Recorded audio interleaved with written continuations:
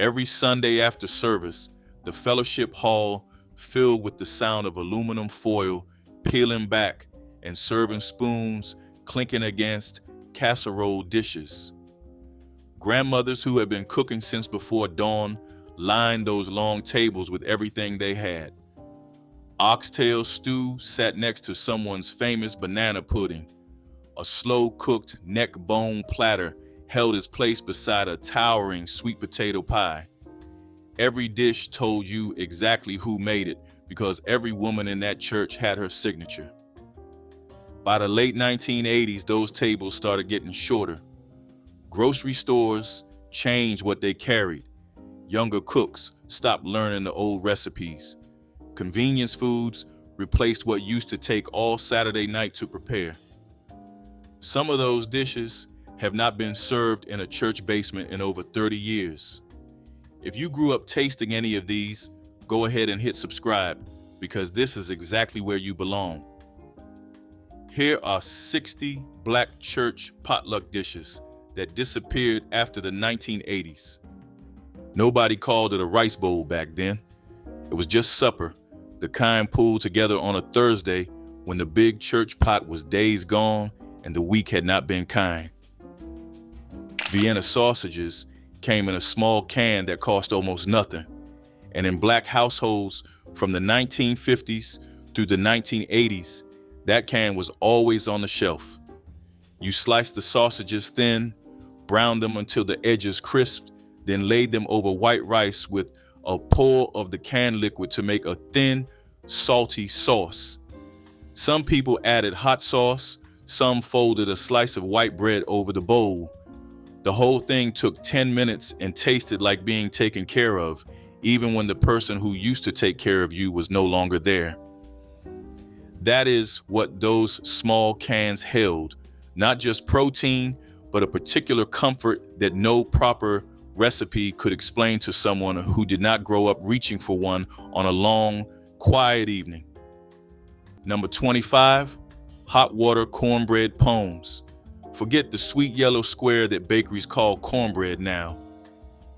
In 1962, the church kitchen produced hand-shaped pones made by pouring scalding water straight into white stone ground cornmeal with a teaspoon of salt and a heavy finger of bacon grease whisked in. The cornmeal cooked from the heat of the water alone. The deaconesses shaped the warm dough into oblong patties between two cupped palms, leaving the marks of their fingerprints in the sides, and fried them in a flat skillet of pure white lard until the outside cracked open golden and the inside steamed white. They went to the long fellowship table 6 pones to a platter wrapped in a clean flour sack to stay hot.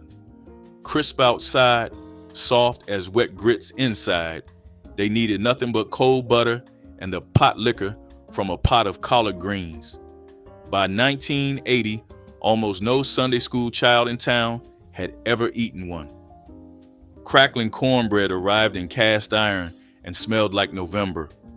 Cracklings, the crisp, rendered pieces of pork skin and fat left after lard making, were folded into standard cornbread batter before the skillet went into the oven.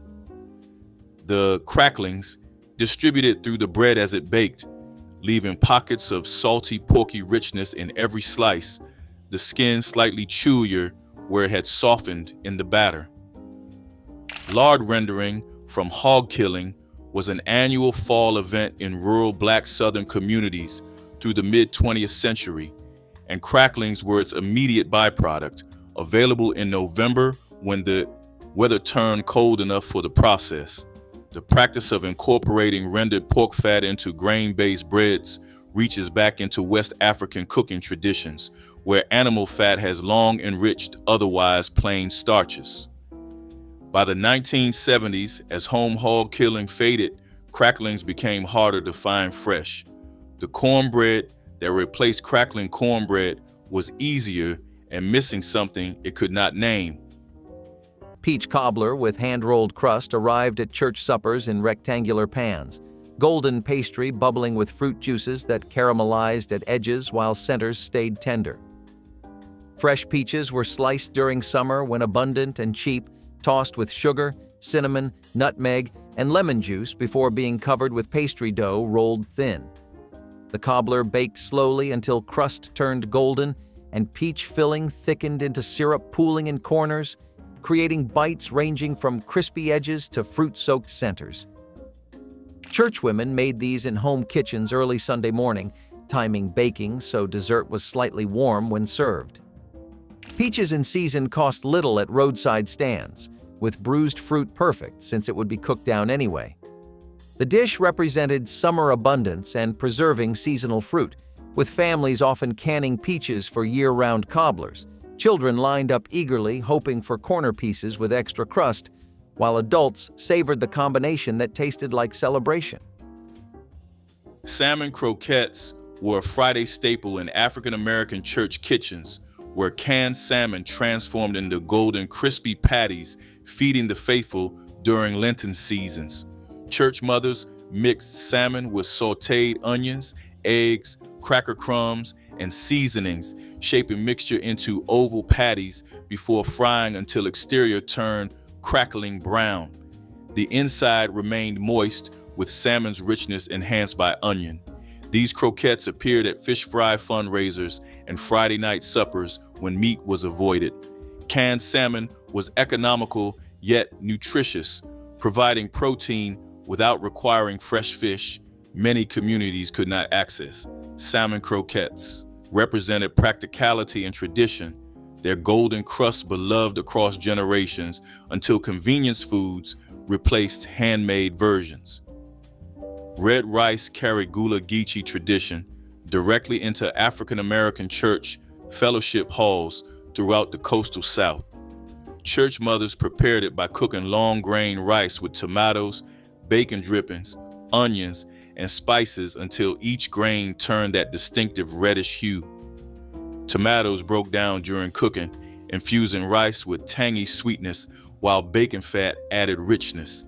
Some versions included smoked sausage, making the dish heartier for special occasions. Red rice appeared at church homecomings and reunions where large crowds needed feeding. It was cousin to West African jollof rice, linking church tables to ancestral homelands across the Atlantic. String bean casserole with bacon and onions was the kind of dish that looked simple but carried weight. Fresh beans were snapped by hand, tossed into pans with crisp bacon and caramelized onions until the whole kitchen smelled alive. The recipe came before shortcuts, before cans and mixes, when people built flavor from scratch. That first bite was smoky, soft, and sweet, a hymn sung through taste. On church Sundays, this dish always disappeared first. The bowl went around once, twice, and came back empty, a quiet testament to good hands and good memories. The bacon fat gave the beans their soul, coating them in flavor that whispered of long days in the kitchen and even longer days in the fields. A little sugar balanced the salt, a trick passed down by women who knew that even vegetables deserved indulgence.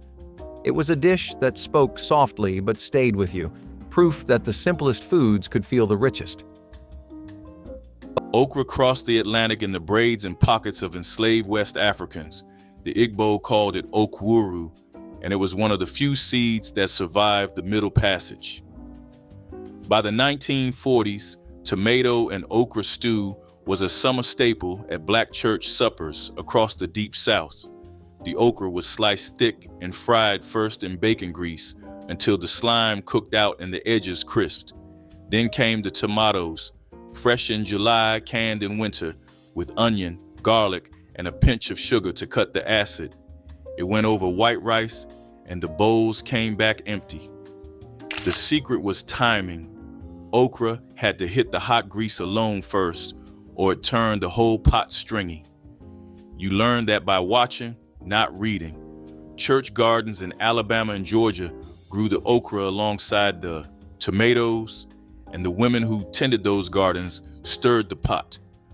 When the gardens went quiet, so did the stew.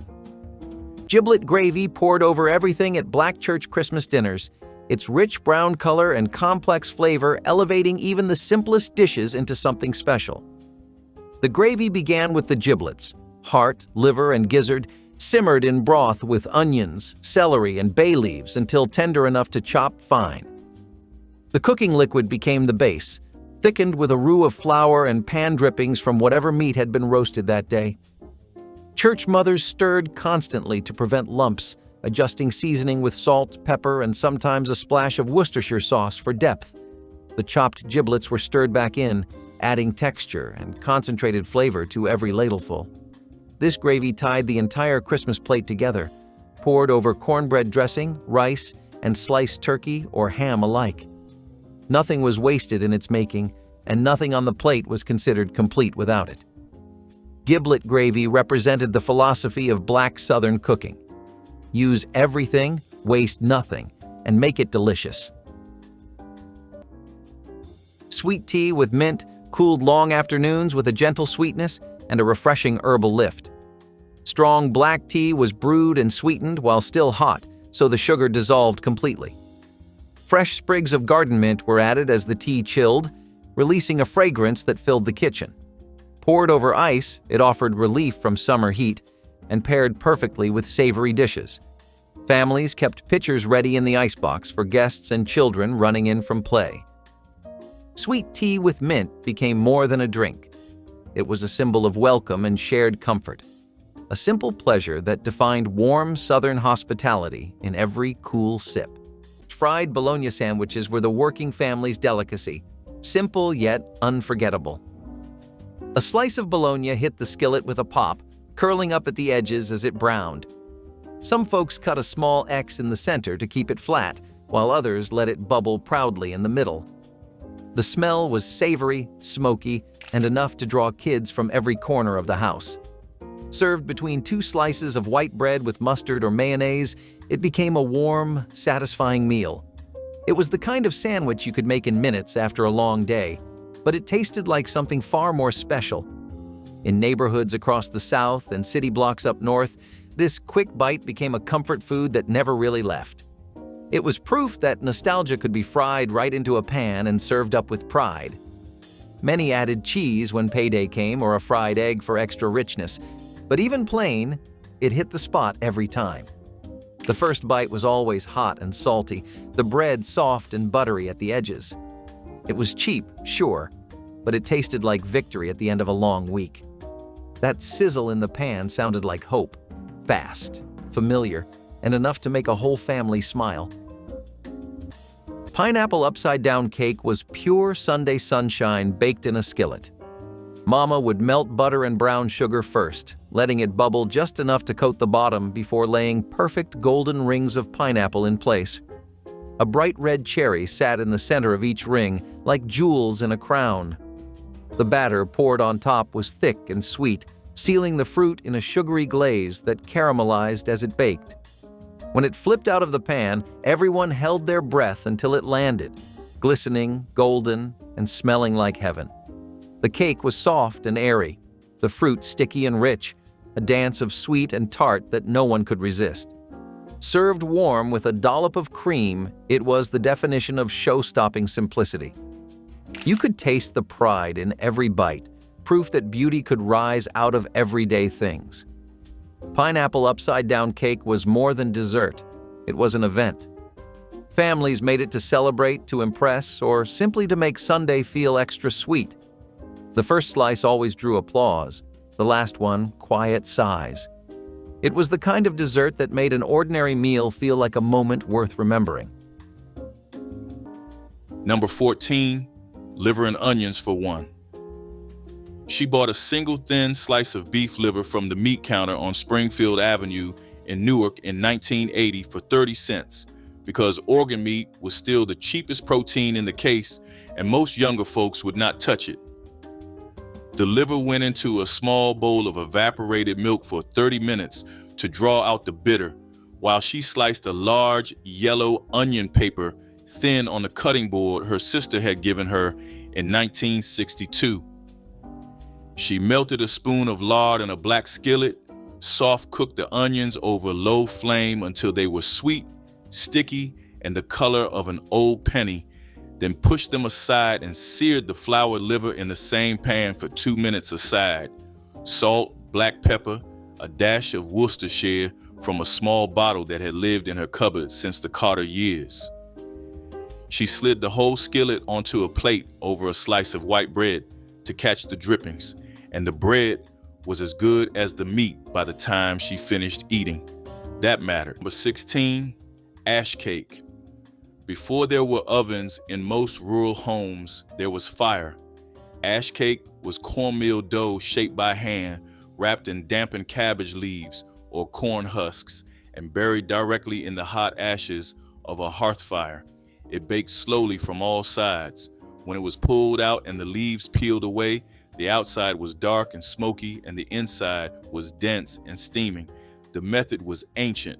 Variations of it appear in cooking traditions across West Africa, the Caribbean, and the American South. The oldest plantation records mention ash cake as the primary bread of enslaved people before the 1830s. It required no pan, no oven, no fuel beyond the fire already burning for warmth. When cast iron became widely available after the Civil War, ash cake disappeared almost overnight. Number 20, smothered potatoes and onions. Sliced potatoes layered with sliced onions in a cast iron skillet covered with a tight lid and cooked low and slow until everything went soft and the edges turned golden brown. Some cooks added a little bacon grease for flavor. Others threw in a few slices of stricoline. No cream, no cheese, no butter, just potatoes, onions, seasoning, and thyme. This was a full supper in sharecropper families across the Delta, and it stayed on tables in black neighborhoods in Chicago, Detroit, and Gary well into the 1980s. It disappeared because it was too simple for a world that learned to expect more from a plate. Restaurants could not sell it. Cookbooks could not dress it up. It fed people, but it did not impress anybody, and that turned out to be fatal. Here is something that does not get said enough. The one skillet supper was not a limitation. It was engineering. A woman with 6 children and a husband pulling second shift did not have time to wash 3 pots. She did not have the counter space for them. She did not have the fuel to keep 2 burners going all evening. The skillet was the answer to every constraint at once. 1 vessel, 1 burner, 1 cleanup. And the food that came out of it was not lesser food. It was concentrated food. Everything cooked together, flavors layered into each other, drippings became sauce, and nothing left that pan without purpose. The modern kitchen has a 6-burner range and a convection oven and a drawer full of specialty pans, and still cannot produce a meal with that kind of focused efficiency. The skillet was never the problem. The skillet was the solution. The smell hit you before you crossed the doorway. Tomatoes and butter and rice absorbing everything into a softness that had no business tasting as good as it did. Stewed tomatoes and rice was a reflex more than a recipe, something made when the pantry was thin. You melted butter in a skillet, opened a can of whole tomatoes, broke them apart with a spoon, seasoned with salt and a pinch of sugar, then stirred and cooked rice until it became one thing. The sugar was the insider move, just enough to cut the acid, and you knew the right amount when the color deepened to brick red and the smell went from sharp to round. Through the 1940s and 50s, this dish appeared on church day tables where nothing was wasted and everything still tasted like someone had cared. Now it lives in the memory of every black senior who ate it after service at a grandmother's table in a kitchen that belongs to no one now who remembers how to make it. Number 28, ambrosia with sour cream. The 1960s church version had nothing to do with the airy whipped cream ambrosia that took over by the 1990s. The Sunday school teachers drained 2 cans of Dolly pineapple chunks, 1 jar of maraschino cherries, and a tin of mandarin oranges into a yellow Pyrex bowl. They folded in sweetened baker's coconut and a generous cup of Daisy sour cream, then chilled it overnight in an icebox. Some women added halved pecans from a backyard tree. It came to the fellowship hall in the same Pyrex it was made in, wrapped in a clean dish towel. Spooned next to ham, it cut the salt with something cold and tangy and faintly tropical. By 1978, the sour cream was gone, replaced by Cool Whip, and the old version was lost. Bean pie appeared on northern church tables as a quiet act of self-determination. The dish, a custard pie made from cooked navy beans, sweetened with sugar, spiced with cinnamon, nutmeg, and vanilla, baked in a standard pie shell until set and golden, was developed within the Nation of Islam community in Detroit in the 1930s as an alternative to sweet potato pie. The navy bean was transformed through sweetening and spicing into something smooth, sweet, and confounding to anyone who hadn't been told what they were eating. By the 1950s, bean pie had crossed into broader black church contexts in northern cities where the Nation of Islam's influence touched the surrounding community. The pie that started as an act of dietary principle became a dessert people looked forward to. Most of the kitchens that made it have been quiet for decades. Gula red rice with sausage carried Carolina Low Country traditions into fellowship halls, a dish with roots in West African jollof rice seasoned through generations. Long grain rice was sautéed in bacon drippings with onions, bell peppers, and garlic before crushed tomatoes transformed the mixture into something rich and red, with smoked sausage adding protein. The rice absorbed every bit of flavor as it simmered, turning tender with each grain coated in tomato-rich seasoning. Churchwomen from coastal regions brought this proudly, knowing it represented cultural heritage connecting congregations to ancestors who never forgot their origins. Rice was inexpensive and fed dozens when stretched with vegetables and meat, making it practical for church budgets. The tomatoes added vitamins while sausage provided richness to satisfy working people arriving hungry. Gula red rice appeared at Wednesday suppers and Sunday dinners, signaling someone understood honoring traditions while feeding community. Chicken and cornmeal dumplings stretched one bird to feed an entire congregation when times were lean but faith remained strong. Church mothers simmered a whole chicken until meat fell from bones, creating rich golden broth fragrant with celery, onion, and bay leaf. Cornmeal dumplings were mixed by hand, combining cornmeal with flour, baking powder, and lard, then dropped by spoonfuls into bubbling broth. As they cooked, dumplings swelled and absorbed the chicken essence, becoming soft pillows floating in savory liquid. The dish was ladled into bowls at homecomings, repasts, and revival week suppers. This represented resourcefulness and community, showing how one chicken could become a feast through skilled hands and generous spirits willing to share whatever they had. Smothered pork chops were Sunday strength on a plate. Thick cuts of pork cooked slow in onion gravy until every bite fell apart at the touch of a fork. The grandmothers who made them did not rush anything because flavor took time and love took patience.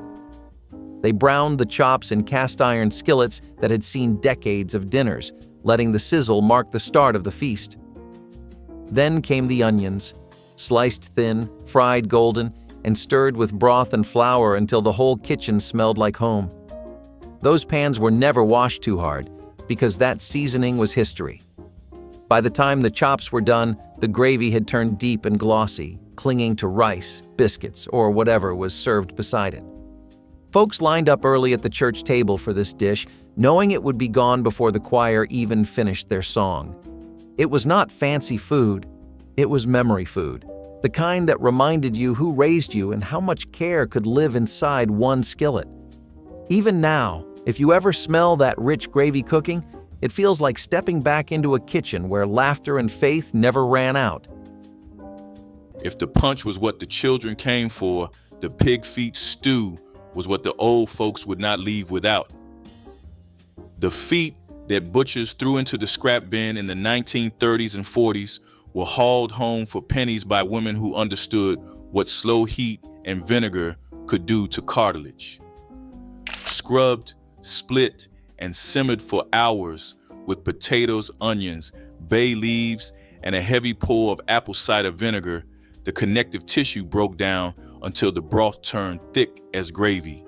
The meat pulled away in silky ribbons, and the potatoes absorbed the gelatin-rich stock until they barely held on a spoon. At church homecomings in the rural South, annual gatherings that brought families back to the congregations their grandparents had founded, this stew sat next to fancier dishes and outlasted everyone. The generation that understood what a pig foot could become was the same generation that never came home from the hospital. The dressing was never stuffed inside the bird. That was the first rule, and breaking it marked you as someone who did not grow up in these kitchens. Pickled pig's feet sat in large glass jars at black church Christmas dinners, their gelatinous texture and tangy flavor dividing congregations into devoted fans and firm avoiders. The feet were cleaned meticulously, boiled until tender, then packed into jars with hot vinegar brine seasoned with bay leaves, peppercorns, and red pepper flakes. Church mothers who mastered pickling were celebrated for transforming what others discarded into a delicacy that kept for months without refrigeration. The meat was eaten cold, pulled from the bone with fingers that got sticky from the natural gelatin. Children watched with fascination as elders savored these strange-looking treats, the vinegar's sharpness cutting through the rich, porky flavor. Pickled pig's feet represented the waste-nothing philosophy of black Southern cooking. At Christmas dinners, the jars were placed alongside crackers and hot sauce, offering a taste of tradition for those who remembered when such preserved meats meant survival. Fried whiting sandwiches brought the flavor of the coast inland with quick, satisfying ease. Mild white fillets of whiting were dredged in seasoned cornmeal and slipped into hot oil until their edges curled and browned. Once drained, the crisp fish nestled inside soft rolls that soaked up a drizzle of hot sauce or a smear of homemade tartar. These sandwiches appeared at church picnics, roadside stands, and family kitchens where fresh fish was available or a lucky catch had come in from a nearby river. Their light, flaky texture made them perfect for a midday meal, offering protein without heaviness. For many families, this was a Friday tradition, linking the taste of the ocean to gatherings of laughter and music. Quick to cook and easy to share, fried whiting sandwiches proved that even a modest fish could become a feast when prepared with practiced skill and a well-seasoned skillet. Pickled watermelon rind turned summer scraps into something bright and memorable when waste was never an option. Families peeled the green rinds from sweet watermelons, cut them into strips, and simmered them in a brine of vinegar, sugar, and warm spices until the pieces turned translucent and tender.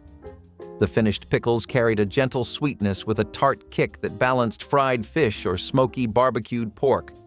Children often helped pack the jars, laughing as the kitchen filled with the scent of cinnamon and clove. These jars lined pantry shelves and cooled in cellars, ready to brighten winter meals with a taste of summer. For many households, this thrifty condiment was a sign of careful planning and pride in making every harvest last. Today, few people bother to save the rinds, and the recipe hides in old notebooks and fading memories. Yet those who remember speak of the surprising pleasure of that sweet, sour crunch beside a plate of fried catfish. Chocolate mayonnaise cake was the dessert that turned thrift into pure genius. Born from lean times, it replaced milk and butter with mayonnaise, adding moisture that made every bite rich and velvety. Mama would mix cocoa and sugar into the batter until it looked like silk, then pour it into pans that smelled faintly of Sunday roast. The cake rose dark and even, its texture soft as a secret. Once cooled, it got topped with thick fudge frosting, whipped by hand, shiny enough to catch the light. Nobody believed mayonnaise could make something taste that good, but one bite erased all doubt. The flavor was deep, not too sweet, with a smoothness that made you close your eyes for just a second longer. Chocolate mayonnaise cake reminded folks that creativity could taste better than luxury. It was humble, clever, and downright delicious, a symbol of how resourceful hands could turn anything into something worth celebrating. Served after Sunday dinner, it always disappeared before the coffee cooled. Every crumb carried history, heart, and a reminder that love, like good cake, needs no fancy ingredients, just faith in what you have and a reason to share it. Number 2, fried bologna and rice. 3 thick slices of beef bologna from the deli counter on Florida Avenue in Tampa cost a widow 25 cents in the spring of 1978. She slit a small X in the center of each slice with a paring knife so they would not dome up and curl on themselves in the pan, then fried them in a dry black skillet over a medium flame until the edges crisped into dark brown ruffled rings. The slices went over a scoop of white rice with a teaspoon of yellow mustard, a sliced sweet pickle on the side, and a few shakes of red pepper sauce. The smell was childhood itself for anyone who had grown up black in the rural South or in a northern walk-up apartment in the Great Migration years. 3 slices made 2 meals on the same plate. The pan was wiped out clean with a piece of paper towel, no soap, the way her mother had always done it. Your grandmother called it supper. Number 20, Kush. Most people have never heard the word.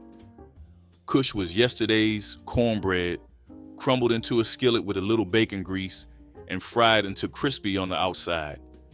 Some cookbooks added milk or buttermilk to the pan, turning it into a thick porridge. Others folded in diced onion. The Gullah Geechee version along the coast of South Carolina used crumbled cornbread with cane syrup and butter. Every version started with the same idea. Leftover cornbread was not waste. It was breakfast. In households where bread was baked every day and nothing was thrown out, Kush was the Monday morning answer to Sunday's extra pan.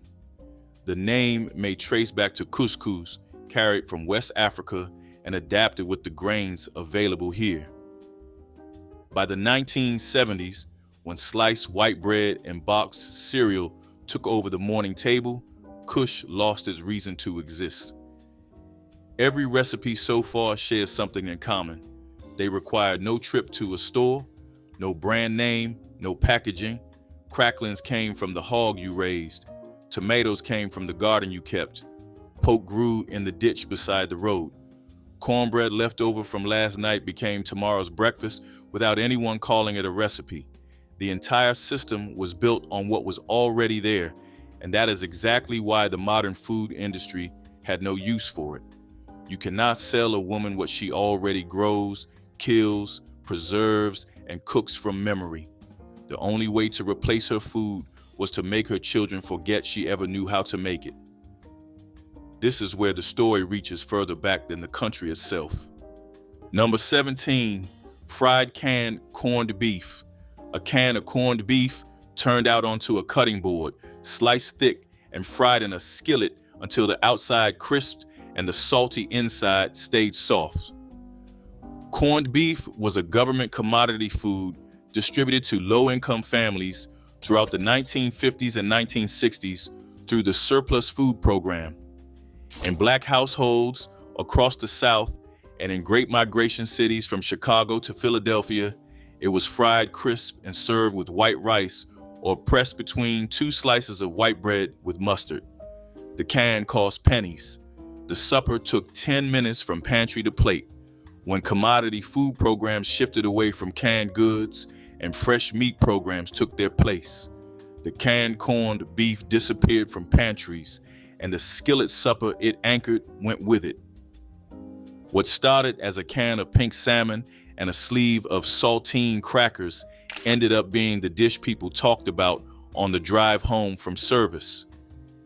Salmon croquettes were church ladies' proof that nothing needed to be fancy to be magnificent, just seasoned right and cooked in a cast iron skillet. You drain the can, mix the fish with crushed crackers, a beaten egg, diced onion, and black pepper, shaped the patties by a feel, and laid them into hot oil. By the 1940s, canned salmon was a reliable pantry staple in Black households across the South and North alike. The trick, and nobody told you this directly, was using your hands to judge when the mix was tight enough to hold in the pan. Too wet and they fell apart. too dry and they tasted like cardboard. That judgment came from standing close enough to watch her do it. You either had it or you spent years getting it wrong. Number 22, Sister Pearl May's 3-layer congealed salad. Most of these forgotten dishes carry no name with them anymore, just a memory of a Pyrex pan. But in fellowship halls across the rural South, the 3-layer congealed salad belonged to one archetype that existed in every congregation, the Sister Pearl May. Every black church had one.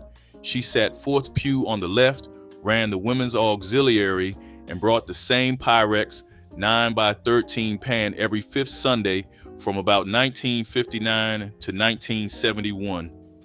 The first layer was lime jello set with crushed pineapple and grated carrot. She poured that on Friday night. Saturday morning, she poured the middle layer, a tinted cream cheese and mayonnaise mixture stretched with a packet of Knox plain gelatin, white as a hymnal page. By Saturday afternoon, she added the top cherry jello suspended with halved maraschinos and crushed pecans from her own backyard tree. The whole thing set Sunday morning before the sunrise service. She carried it across 2 pews on a folded dish towel, never letting it tip. The Sister Pearl May of any given congregation in 1965 was usually a widow in her 60s, often a retired school cook, almost always the woman who counted offering envelopes on Monday morning. The salad was hers because the 4-shelf icebox in her kitchen was the only one in walking distance with that much vertical space. After integration, after the supermarkets came and the Pyrex set in her cupboard chipped past use, the recipe traveled nowhere. Younger women called it old-fashioned. The Sister Pearl May of each church passed on, and the 3-layer congealed salad with her. Few people talk about how much culinary memory in the black church walked out the door wrapped in a dish towel. A whole strata of Sunday food lived in one woman's icebox, and when she went home, the layered salad went with her. Ambrosia was the dessert salad that appeared at every church homecoming table from about May through September, sitting at the edge between side dish and sweet. In its 1950s church form, it was layers of canned mandarin oranges, crushed pineapple, shredded coconut, miniature marshmallows, and sour cream folded through to bind everything into a cold, sweet, faintly tangy cloud. Ambrosia had begun as a luxury item in the 19th century South, made with fresh coconuts and oranges that only the prosperous could afford regularly. Canned goods democratized it entirely. By the 1940s, a can of mandarin oranges and a bag of coconut flakes made it accessible to every church kitchen. The women who brought it understood this history without needing to say it. What was once expensive was now theirs. The bowl was always empty before the other dishes. When the church ladies who brought it stopped coming, the ambrosia stopped too, replaced by nothing in particular. Fried whiting fish brought coastal traditions inland to fellowship halls, providing affordable protein that could feed large crowds without expensive fish like snapper. Whole whiting were cleaned and scaled, then scored on both sides before being heavily seasoned with salt, pepper, cayenne, and garlic powder. The fish were dredged in seasoned cornmeal, creating crunchy golden coating when dropped into hot oil, with flesh inside staying white, flaky, and tender, while exterior turned crisp. Church fish fries became community events where men gathered around outdoor fryers while women prepared sides, with smell drawing neighbors from blocks away. Whiting was among cheapest fish available, with whole fish costing just pennies per pound and small bones that could be eaten when properly fried. The fish provided complete protein and essential fatty acids, making them nutritious choices that satisfied appetites. Children learned to navigate small bones expertly, picking meat clean and leaving behind perfect skeletons. Pig ear sandwiches appeared at African American church barbecues and outdoor gatherings, turning a cut most people discarded into something unexpectedly delicious. The ears were cleaned thoroughly, simmered until tender, then sliced thin and either pickled or grilled until crispy at edges. Piled onto soft white bread with hot sauce, mustard, or vinegar slaw, the sandwiches offered chewy yet tender texture, with mild pork flavor absorbing whatever seasonings were applied. Church cooks who prepared pig ears honored no-waste traditions, sustaining African American communities through generations. The sandwiches appeared at summer revivals and picnics. For those who grew up eating them, pig ear sandwiches carried memories of hot summer days and crowded church grounds, a reminder that church cooking found value in what others overlooked. Baked macaroni and cheese was the crown jewel of every church supper, golden and bubbling beneath its crust. The noodles were cooked just enough, layered with sharp cheddar and evaporated milk in heavy pans that once belonged to someone's mother. No one used measurements, just instinct passed down through taste and touch. When that oven door opened, the smell alone made people drift toward the kitchen. The cheese melted into a silky river, clinging to each noodle until it became more than a side dish. It was family history disguised as comfort food. Kids hovered close with their plates, hoping to get the corner pieces where the cheese crisped just right. Grandmothers guarded their recipes but always shared a serving, smiling at the next generation and saying, "Now this is how it's supposed to taste." On potluck Sundays, the pan came back scraped clean, proof that love and patience never wasted. It was food that reminded people of who they were and why the best things in life take a little time to bake. In the 1950s, a can of pink salmon cost 35 cents and stretched into enough croquettes to fill a platter for the whole congregation. The trick was leaving the bones in. You mashed them into the fish with a fork until they dissolved, and that was the calcium, though nobody called it that. The salmon was mixed with cracker crumbs, a beaten egg, diced onion, and enough black pepper to make your nose sting. The patties were shaped by hand and fried in cast iron until the crust turned copper brown and crackled under the spatula. The white gravy came from the same pan. Flour stirred into the leftover grease, milk poured slow, while the arm never stopped moving. These croquettes rode north with the Great Migration, tucked into church kitchens from Chicago to Detroit. A 35-cent can became a $10 memory nobody thought to write down. Red velvet cake arrived at black church Christmas dinners as a towering masterpiece of crimson layers and cream cheese frosting that made everyone pause before the first slice was cut. The cake's deep red color came from cocoa powder reacting with buttermilk and vinegar, though some church mothers added food coloring to achieve the most vibrant shade. The batter was mixed carefully to achieve a texture that was neither too dense nor too light, and the layers were baked in well-greased pans that had seen decades of holiday baking.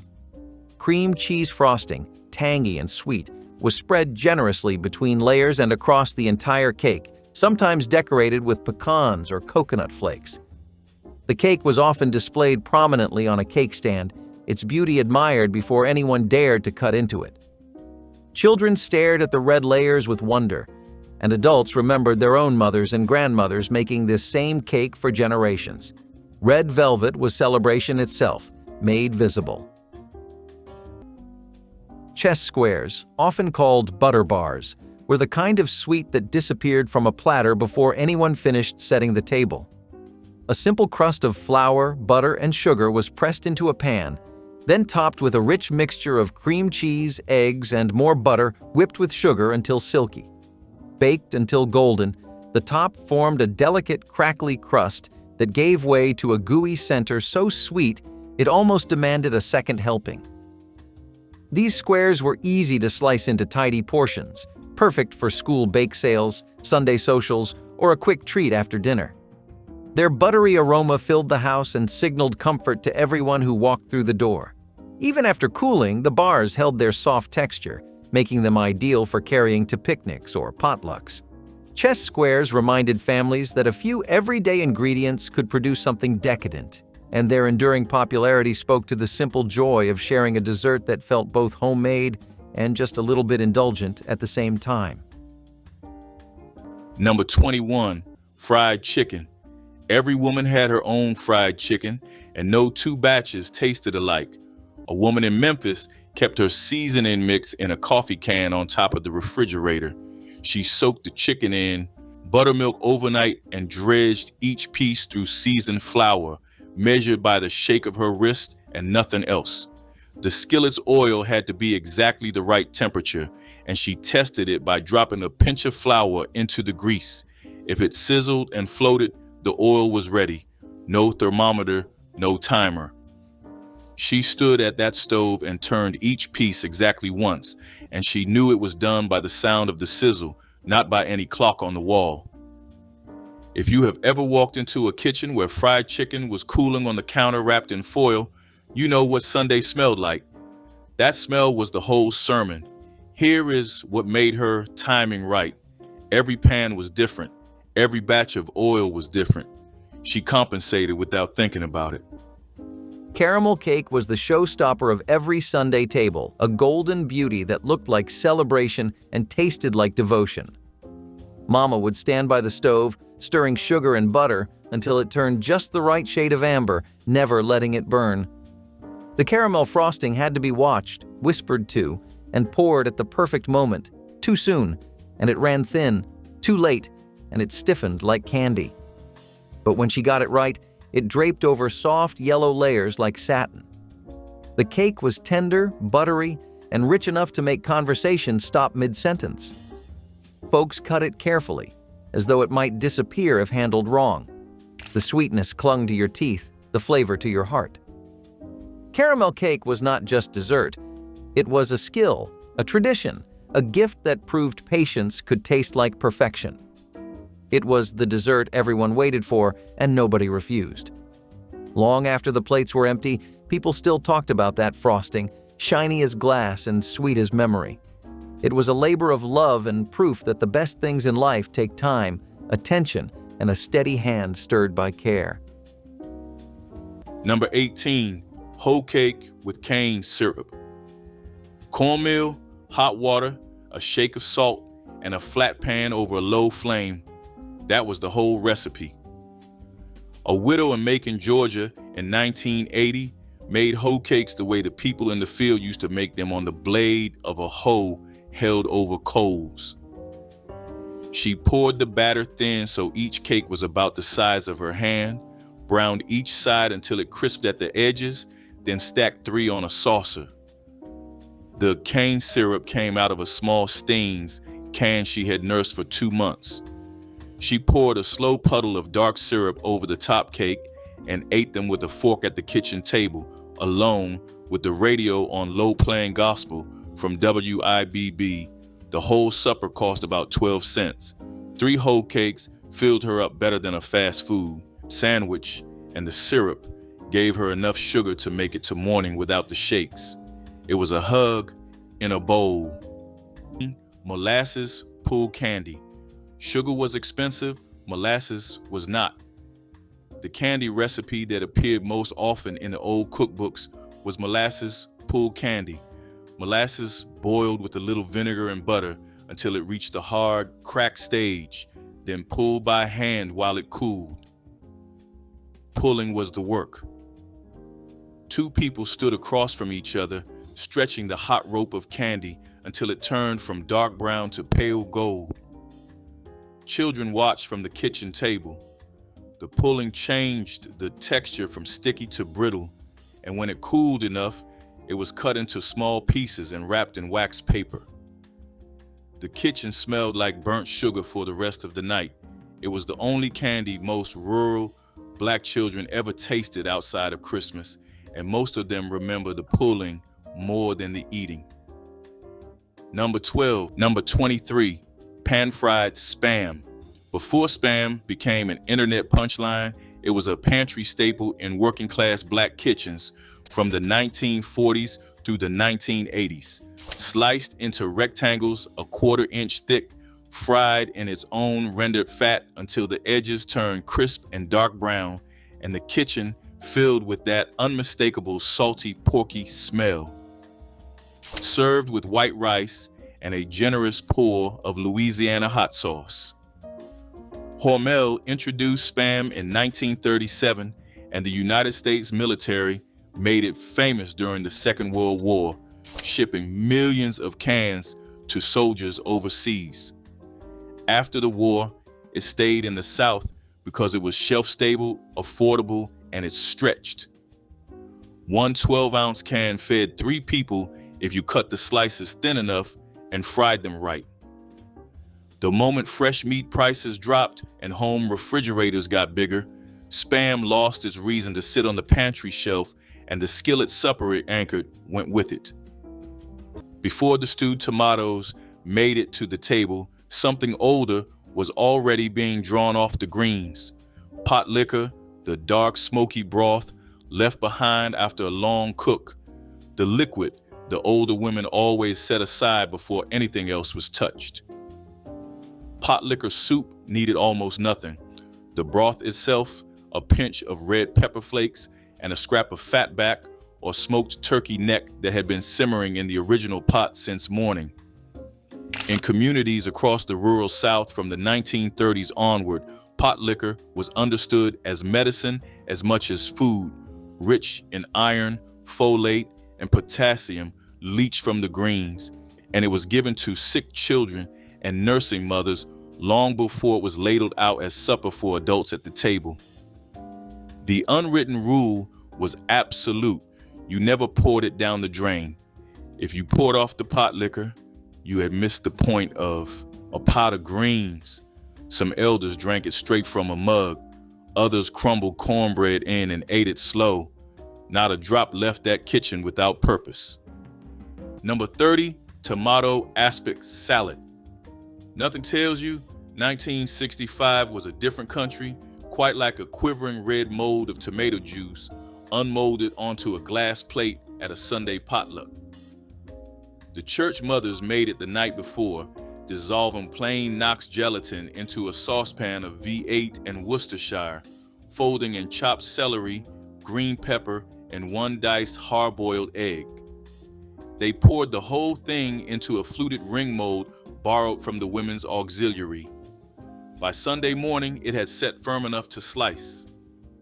The fellowship hall ladies arranged it on a bed of iceberg with a dollop of Hellmann's in the center hole. It looked like jewelry. It tasted like cold seasoned tomato soup with a backbone. A staple from 1955 to about 1972, then it quietly vanished from the tables. Stewed chicken and rice was started the morning of service, sometimes the night before. The bird, a whole hen, not a fryer, because a hen's age meant fat and flavor a young chicken couldn't give, went into the pot with onion, celery, garlic, bay leaves, black pepper, and water to cover. It simmered on low for 2 hours minimum, never boiled hard, because hard boiling makes the meat stringy and clouds the broth. When the meat came off the bone in clean pieces, the broth was strained, the rice stirred and raw to cook in the liquid until it absorbed every bit of flavor from the long simmer. Salt was added last, always last, because the broth concentrated as it cooked. This was the dish that fed the largest number for the least cost. A whole hen stretched to 12 when the rice absorbed the broth. In church kitchens from Georgia to Illinois through the 1950s, it appeared, when the congregation was large and the budget was not. The women who made it are gone. The knowledge of how slowly to go went with them. Neck bones and rice transformed what butchers considered scraps into rich, satisfying meals with minimal expense and maximum flavor. Pork neck bones were browned in large pots until caramelized, then simmered for hours with onions, garlic, and bay leaves until meat fell from bone. White rice served as bed for tender meat and thick gravy, providing complete nutrition. Church mothers understood neck bones required patience and proper seasoning, transforming tough cuts through slow cooking. These bones cost almost nothing at black-owned butcher shops making them perfect for feeding crowds on limited budgets. The dish appeared at weeknight suppers and revival meetings, where its hearty nature sustained people through hours of worship. Children learned that good food did not require expensive ingredients, just knowledge, time, and care. Neck bones and rice represented resourcefulness, allowing Black communities to thrive despite economic challenges, proving dignity and deliciousness could emerge from what others discarded. Chitlin loaf took the tradition of chitlins and transformed them into something convenient for church fellowship tables. After chitlins were thoroughly cleaned and boiled tender, they were chopped fine and mixed with cornmeal, eggs, onions, and seasoning to form a loaf. Baked until firm and sliced thick, it could be served at room temperature, perfect for potluck, tables where dishes needed to hold up. Church mothers who made chitlin loaf were respected for their patience, as preparing chitlins required hours of careful work. The dish appeared at watch night services when traditional foods held deep significance. For many, it represented preserving ancestral foodways and honoring traditions even when shortcuts tempted. Chitlin loaf was heritage shaped into slices, served with pride where memory and faith gathered together. Fried whiting fish was the heartbeat of summer services and Sunday fundraisers, popping and hissing in cast-iron skillets behind the church. The fish was dredged in seasoned cornmeal, fried until golden and crisp, the edges curling slightly as they hit the hot oil. The sound alone could bring a crowd. Children ran back and forth with paper plates while elders fanned themselves with church programs, laughing and waiting for the next batch. You could taste the salt of the sea, the crunch of tradition, the work of hands that knew how to stretch a meal. Fried whiting was affordable, filling, and familiar, something every soul food cook could trust to come out right. Sometimes it was served with white bread and mustard, sometimes with coleslaw and hush puppies, but always with pride. It was food that traveled well, from kitchen to fellowship hall to picnic table, and it never lost its magic. Every piece was a little miracle of patience and grease, the taste of good company and good faith. Long before the eggs were plated, the stewed chicken had already been on the stove since dawn. A whole hen, not a young fryer, but an old bird with tough legs and thick skin, went into the pot with water, salt, a halved onion, and a bay leaf. West African one-pot cooking lived in that method, the same slow extraction of flavor from a single protein that had sustained communities for centuries. By noon, the meat slid off the bone, the broth had turned golden, and the kitchen smelled like something sacred. The chicken was pulled apart by hand, never cut, and served over white rice with broth ladled on until the grains softened. One hen fed 40 people that way. The women who cooked for the church arrived before sunrise and stayed through the last prayer. When those women got too old to stand at the stove, nobody replaced them. The pot still sits in the church kitchen closet. The burner stays cold. Smothered chicken graced Black church Christmas tables as a dish that transformed yard birds into something approaching luxury through patience and cast-iron skill. Whole chickens were cut into pieces, seasoned with salt, pepper, and paprika, then dredged in flour and fried until golden in skillets that had seasoned flavors baked into their surfaces from decades of use.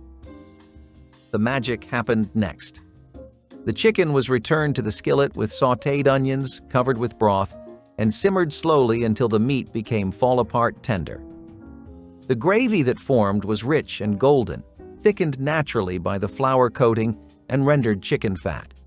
Church mothers who mastered smothered chicken were celebrated throughout congregations, their dishes emptying before others on the serving line.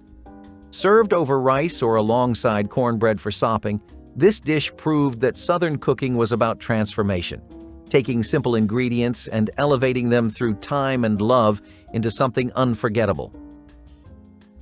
Stewed okra with corn, cooked in the style of a classic succotash, filled the kitchen with the colors of summer in just a few minutes.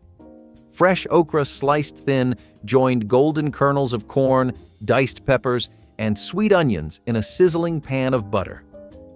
The vegetables released their juices and mingled into a dish that was both hearty and light. A pinch of salt, a twist of black pepper, and a splash of vinegar brightened the flavors while keeping the natural sweetness intact. This quick stew was a favorite when gardens overflowed and families sought ways to use every harvest. Served alongside cornbread or spooned over rice, it made a complete meal out of what might have been side vegetables.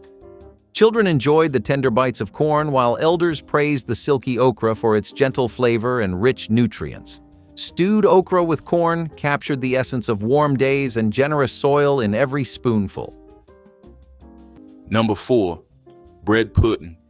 This was the dish that said nothing in this kitchen goes to waste. Stale bread that had sat on your counter for 3 days became a dessert people requested by name. A woman in New Orleans tore day-old French bread into chunks, soaked them in milk, eggs, sugar, vanilla, and cinnamon until the bread dissolved into a soft custardy mass. She stirred in raisins and melted butter, pressed it into a baking pan, and baked it until the top turned brown and the center barely set.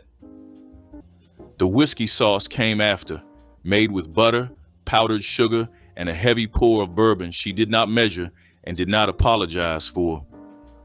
You made this because you had stale bread and could not afford to throw food away. But necessity produced something so good that restaurants later charged $15 a plate for it. The woman who invented it in her kitchen never saw $1 of that. Coconut layer cake was the grand finale of any Sunday spread, tall and proud with frosting as white as a new tablecloth. Mama cracked coconuts by hand, saving every drop of milk and shaving the meat fine with patience born of love. The layers were soft and buttery, each one stacked carefully, then covered in billows of sweet icing that clung like snow. Every forkful carried a tender sweetness, rich but never heavy, with the faint crunch of fresh coconut catching the light. It was a cake made for special days, Easter, homecomings, or when company came calling. You could taste the care in every bite, the kind that took all afternoon but felt worth every minute. Children waited by the counter for stray flakes to fall, while grown folks admired the cake like art before slicing. It was the kind of dessert that silenced a table, not out of manners but awe. Coconut layer cake was not just food, it was ceremony, celebration, and memory covered in white. Even days later, the leftovers stayed moist, the frosting soft and forgiving. A slice of it could turn any Sunday into something sacred, proof that beauty could come from nothing more than butter, sugar, and heart. Number 4, streakoline and grits for 1. Frying a single strip of streak of lean, that mostly fat, lightly streaked pork side meat, the country folks down in rural Alabama swore by since the sharecropping years, was the start of breakfast or supper for a widow in Selma in 1979. She rendered the strip slowly in a small black skillet over a low flame until it shriveled and crisped at the edges, set it aside on a torn piece of brown paper bag to drain, then poured a half cup of stone ground yellow grits into the hot pork fat, along with a cup of boiling water and a generous shake of salt. The grits cooked into a coarse, savory, deeply buttery porridge in 15 minutes of steady stirring. She crumbled the streak of lean on top in small, brittle pieces, dotted the bowl with a teaspoon of fresh butter, and ate it at the kitchen table with a tall glass of cold buttermilk and a slice of light bread on the side. About 15 cents in 1979 money, 2 meals a day for 2 days. That was the whole recipe. Number 14, neck bone perlou. Along the coast of South Carolina and Georgia, in the Low Country where African, Caribbean, and Southern food traditions mixed for 300 years, rice was the center of the plate. Perlou was the dish that made the least amount of meat feed the most people. Smoked pork neck bones were simmered in water with onion, garlic, and bay leaf until the broth was rich and the meat was tender enough to pull clean. Then raw rice was stirred directly into the pot and the lid sealed. The rice absorbed every trace of smoke and fat and salt. The word perlo likely comes from pilau, a technique that traveled through Persia and West Africa before arriving in the Low Country with enslaved people who already knew how to cook rice better than anyone on the continent. 2 or 3 neck bones, which cost almost nothing because nobody with money wanted them, could produce enough perlu to fill 8 or 10 plates. A single pot, 1 burner, rice that cooked in its own sauce. The Gula Geechee communities along the Sea Islands kept this tradition alive longer than most. But by the 1990s, the old-style perlo was fading. Neck bones cost more now. The young people moved to Atlanta and Charlotte, and the rice that once grew in those same coastal fields has not been commercially harvested in South Carolina since the early 1900s. The old community cookbooks from Beaufort and Charleston recorded what the hands already knew: a cup of rice per person, enough broth to cover by 1 inch, and the patience to leave the lid alone. Number 19, ham and red-eye gravy. A thick slice of country ham, fried in a dry skillet until the fat rendered out and the lean edges went dark and tight. Then a pour of black coffee straight into the hot pan. That was the entire recipe. The coffee hit the ham drippings and the rendered grease and turned into a thin, bitter, deeply salty gravy, the color of a red clay road after rain. The name came from the way the fat pooled in the center of the pan and looked like a bloodshot eye staring up at the ceiling. This supper goes back to the early 1800s, and in the rural Black South, it lasted as a common weeknight meal through the mid-20th century. Country ham was cheap because it was preserved, not fresh. Salt cured and smoked over hickory, it could hang in a smokehouse for months without spoiling. A single thick slice fried properly could feed a grown man, and the red-eye gravy stretched it further when you poured it over rice or used a biscuit to sop up every last drop from the plate. Andrew Jackson is said to have demanded red-eye gravy from his cook at the Hermitage, and the dish was common in both black and white Southern kitchens for generations after that. But country ham stopped being cheap. By the 1990s, it became a specialty product, dry cured and aged, selling for $12 to $15 a pound at gourmet shops and mail order catalogs. The gravy followed the ham into extinction. Nobody makes red-eye gravy with store-bought deli ham because it does not work. The chemistry is wrong, the smoke is missing, the grease does not render the same way, and so the dish died with the ham that made it possible. Canned salmon and onions on toast was the meal she made on days she was tired. Not tired the way young people are tired. Tired the way a woman gets after 50 years of feeding everyone else. She would open the tall can, drain it, pick out the larger bones, and fry the fish with sliced white onion until the onion went soft and the salmon crisped at the edges. Laid over buttered toast, it was not a fancy plate. It was a 10-minute meal she made for herself, alone at the small table by the window, where she ate quietly after the grandchildren had gone. Canned Alaskan salmon was an affordable household staple by the 1940s, available at every corner grocery and reliable in ways fresh fish often was not. After she was gone, her children found 3 cans in the cupboard above the stove. Nobody opened them for a long time. That is what a plain meal can carry, a whole person held in something as ordinary as a can on a kitchen shelf.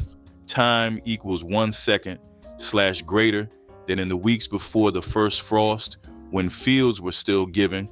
Crowder peas showed up in every black kitchen in the rural South in quantities that could feed the whole congregation. Number 27, liver pudding.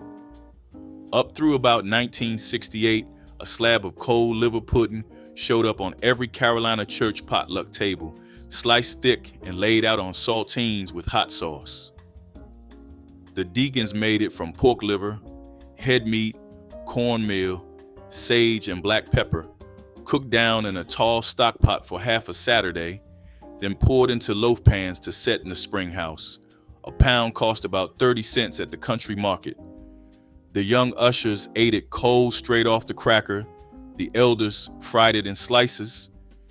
After integration brought new grocery brands into the South, store liverwurst quietly replaced it. The home recipe walked out with the women who knew it.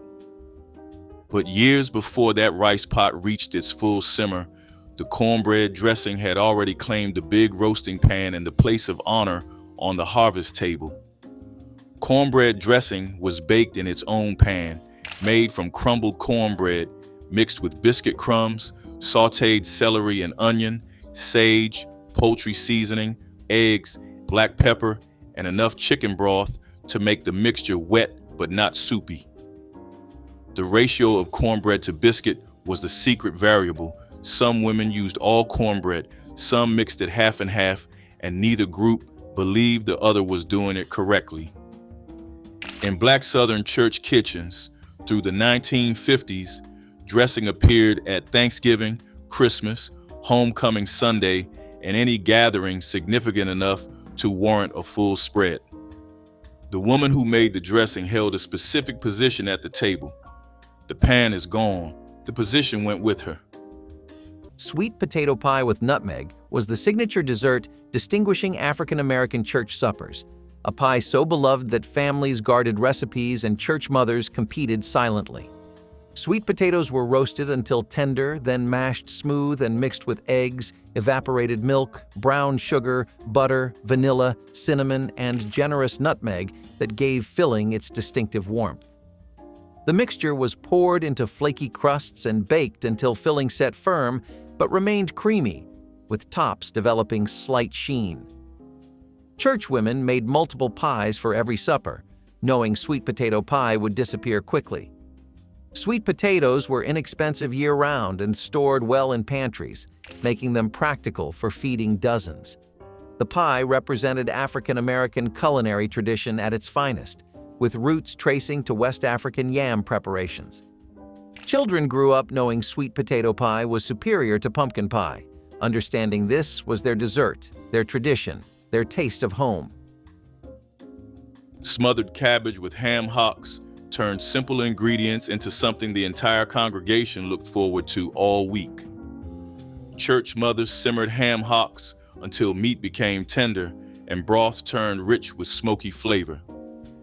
Cabbage was added in wedges, cooking down slowly until it absorbed pork essence while maintaining slight bite. Seasoned with black pepper, sugar to balance bitterness, and sometimes red pepper flakes, the dish was humble yet satisfying. Served alongside cornbread at Wednesday night.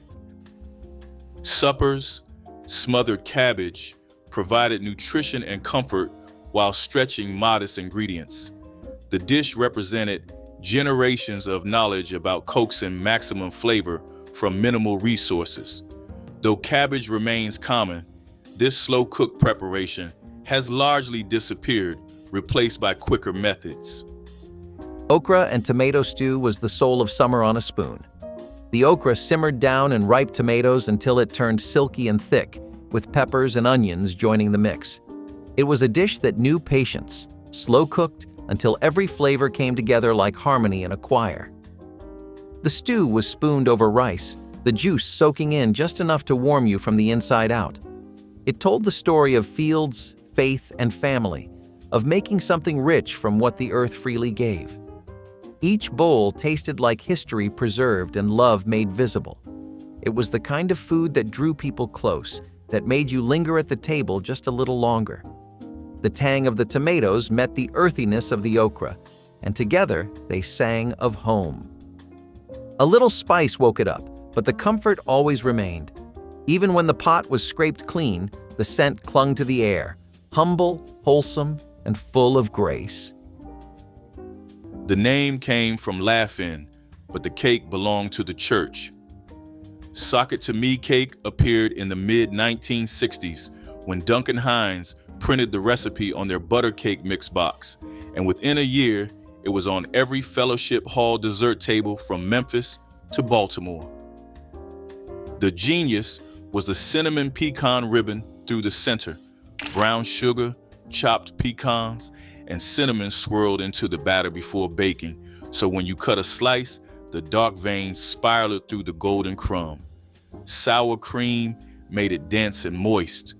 The glaze was powdered sugar and milk poured thin so it dripped down the bundt pan ridges. The women who brought this cake knew exactly how long to let it cool before glazing. Too soon, and the glaze disappeared. Too late, and it sat like paint. That timing was never in the recipe. By the 2000s, boxed mixes changed their formulas, the cake stopped rising right, and the women who knew how to adjust were already gone. Chess pie arrived at Black church Christmas dinners as a simple custard pie that proved dessert magic could come from pantry staples alone. The filling required only butter, sugar, eggs, cornmeal, and a splash of vinegar or buttermilk for tang, ingredients every household already had on hand.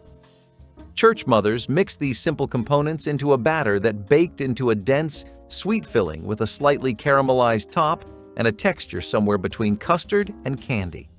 The cornmeal gave it a subtle grittiness that distinguished it from other custard pies, while the acid balanced the sweetness perfectly. Chess pie was often called the poor man's pie because it needed no expensive fruit or nuts, yet it satisfied sweet cravings completely.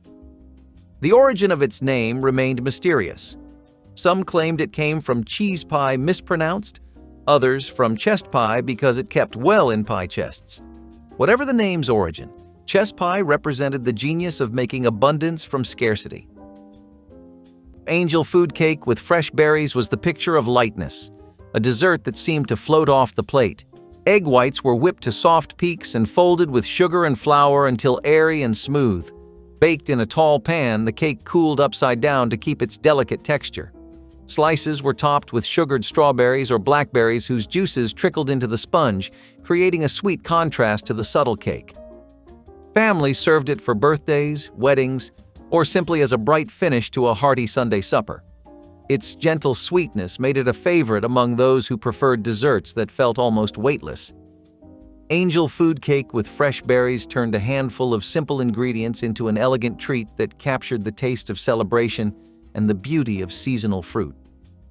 Maypop fruit mash turned the wild passion fruit of the American South into a rare dessert filled with tropical fragrance. Known as maypop for the sound of its hollow fruit when stepped on, this native vine produced aromatic yellow fruits that ripened in late summer. Enslaved foragers gathered the fruit, split the rinds, and scooped the bright pulp into a bowl with a drizzle of molasses or honey when such sweeteners were at hand. The result was a naturally tangy treat that needed no cooking and provided a burst of vitamins. The flavor, a cross between citrus and melon, delighted anyone lucky enough to taste it. Even after emancipation, rural families prized maypops for jellies and pies, and the plant remains a cherished wild edible across the Southeast. Maypop fruit mash preserves a memory of fleeting seasonal abundance and the creativity that transformed wild gifts into moments of celebration, proving that even in the harshest circumstances, people found ways to enjoy the bright, unique flavors offered freely by the natural world. Lemon icebox pie was the cool sigh after a long Sunday meal, the kind of dessert that refreshed and revived all at once. It came together without fuss, just condensed milk, eggs, lemon juice, and a graham cracker crust pressed by hand. Mama mixed it smooth, poured it in, and let the fridge do the rest.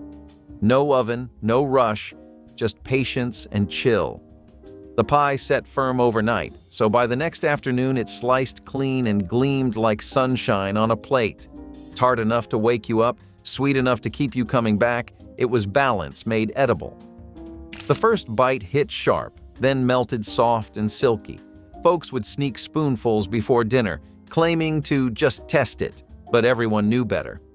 Lemon icebox pie was a reward for making it through another week, a sweet pause between the noise of living and the peace of resting. Its flavor stayed long after the last crumb was gone. That bright citrus tang reminded everyone that joy could be simple: a pie, a quiet moment, and someone to share it with. Cool, creamy, and endlessly comforting, it was the taste of Sunday's peace in every slice. Number 17, mush with sweet milk for breakfast or supper. Cornmeal porridge, the kind enslaved people in the Carolinas had eaten 3 times a day, was still on supper tables in black senior apartments in 1979 because it cost about a nickel a bowl and went down easy on bad teeth. A grandmother in Charleston in her late 70s would stir a half cup of fine yellow meal into 2 cups of boiling salted water, whisking until it thickened to a soft pudding. She poured it into a bowl while still steaming, then floated a 1/4 cup of cold whole milk on top with a pinch of sugar. The hot mush met the cold milk and made 2 textures in 1 spoonful. Sometimes she added a spoon of preserves from a mason jar her sister had sent up from Edisto Island. Number 17 on this list was breakfast, supper, or both, depending on what the icebox held that week. The dish carried her through the long stretch between Social Security deposits. Poverty does not care where your people came from. Number 18, pepper vinegar. On nearly every table in the rural Black South, next to the salt shaker, sat a glass bottle filled with hot peppers and white vinegar. It showed up in community cookbooks, not as a recipe, but as a given, the way flour might appear. You pack small hot peppers into a bottle, covered them with vinegar, and let it sit on the counter for a week. The vinegar turned amber, then orange. A few drops went on collard greens, black-eyed peas, turnip greens, and anything else that needed heat. Nobody bought hot sauce when the pepper bottle was already there. When you ran low, you just added more vinegar and let it sit another few days. The bottle was never empty and never finished. When Tabasco and Louisiana brand hot sauce became cheap and everywhere in the 1970s, the homemade bottle slowly disappeared from the table. Number 22, brains and eggs. Pork brains scrambled with eggs in a cast iron skillet. This was common across the rural Black South from Reconstruction through the 1970s. The brains came from the hog killing, soft and pale, soaked in salt water overnight, and then crumbled into beaten eggs the next morning or at supper time. The texture was creamy, almost custard-like, and the taste was mild enough that children ate it without knowing what it was. Most of them found out years later and wished they had not asked. The United States Department of Agriculture started issuing cholesterol warnings in the 1980s. A single serving of pork brains contained over 1,100% of the recommended daily intake. The dish did not survive that number. Rose brand canned pork brains stayed on store shelves in the Deep South into the 2000s, but hardly anybody was buying them. Nobody held the title of church egg maker by appointment. You earned it by producing deviled yolks that were smooth, not grainy, flavored with yellow mustard and sweet pickle relish, finished with paprika dusted on with a light hand. That paprika was not decoration. It was the signature, and anyone who used too much was noticed. Deviled eggs appeared at every church function from the 1930s forward, funerals, homecomings, baptism dinners, because they traveled well, needed no heat, and took under 10 minutes once the eggs were boiled. The unwritten law, you never took the platter home empty. 6 eggs, boiled 12 minutes, rinsed cold. And yet, the woman who made the best ones was known by name across 3 counties because everyone understood the recipe was only half of it. Number 23, salmon croquette loaf. By 1966, a flat tin can of pink salmon cost about 45 cents at the country grocery, and that one can feed a whole pew of children at the fellowship hall. The church ladies mashed the pink salmon with its soft bones and skin still in, mixed in finely chopped sweet onion, 2 beaten eggs, a sleeve of crushed saltine crumbs, and yellow cornmeal. They patted the whole thing into a single shallow loaf pan and baked it at 375 degrees instead of frying 20 separate patties one by one. Cut into squares, drizzled with a thin flour and milk pan gravy, it stretched a single can across 30 paper plates. The leftover pieces went home in tin foil for Monday school lunches. After the price of canned salmon doubled in the late 1970s, the loaf disappeared and only the pricier pan-fried croquettes survived. Stuffed bell peppers were Sunday afternoon food, made for the fellowship dinner after morning service when there was time for a dish requiring assembly. Large green peppers were halved or cut across the top and hollowed, the cavities filled with brown ground beef or pork, cooked white rice, diced onion, garlic, canned tomatoes, black pepper, and salt. The stuffed peppers went into a roasting pan with a little water in the bottom to steam, covered for the first 45 minutes, then uncovered to brown the tops. Green bell peppers were a reliable garden vegetable across the South, inexpensive and productive, and the dish made the most of a moderate amount of meat by extending it through rice. It was economical in the way that required real skill to execute well, and skill was never in short supply in those kitchens. The women who made it knew exactly when the pepper walls had softened enough without collapsing, and they learned that threshold by feel, not by timer. The particular seasoning balance they found has not been replicated. Smothered pork chops in gravy represented church supper luxury, transforming inexpensive cuts into something special through slow cooking and proper seasoning.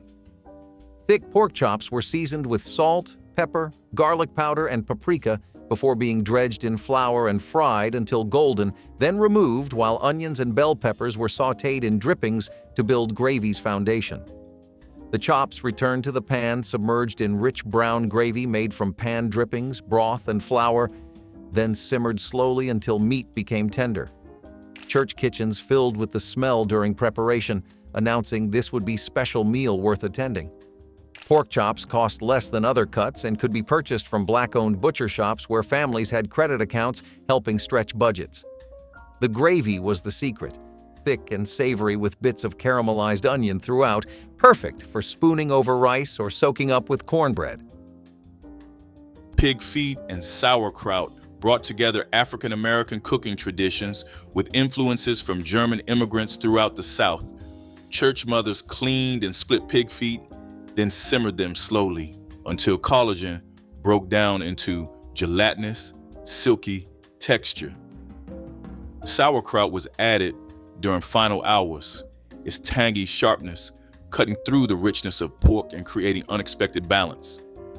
The finished dish was tender, slightly sour, deeply satisfying, served with cornbread to soak up flavorful liquid.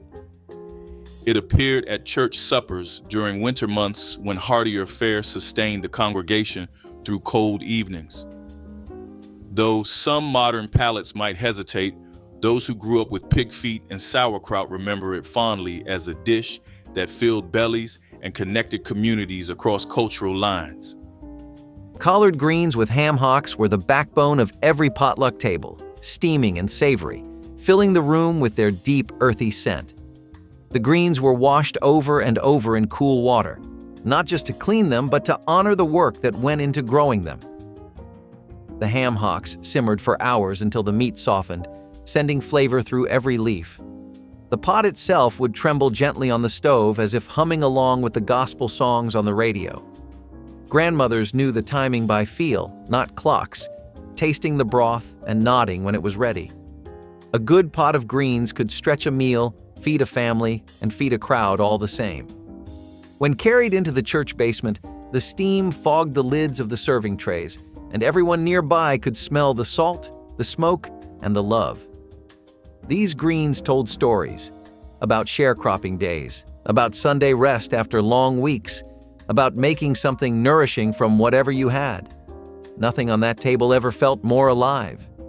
Even if money was tight, you could always count on greens to show up, hearty and humble, served with hot sauce and pride.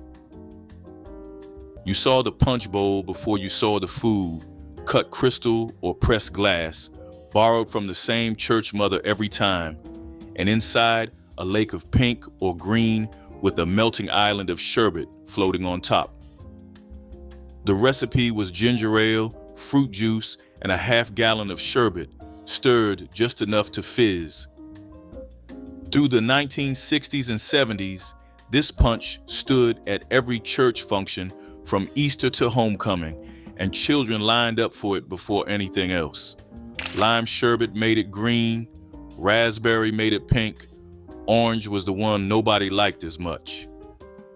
The woman in charge guarded her station like a deaconess guarding the offering plate.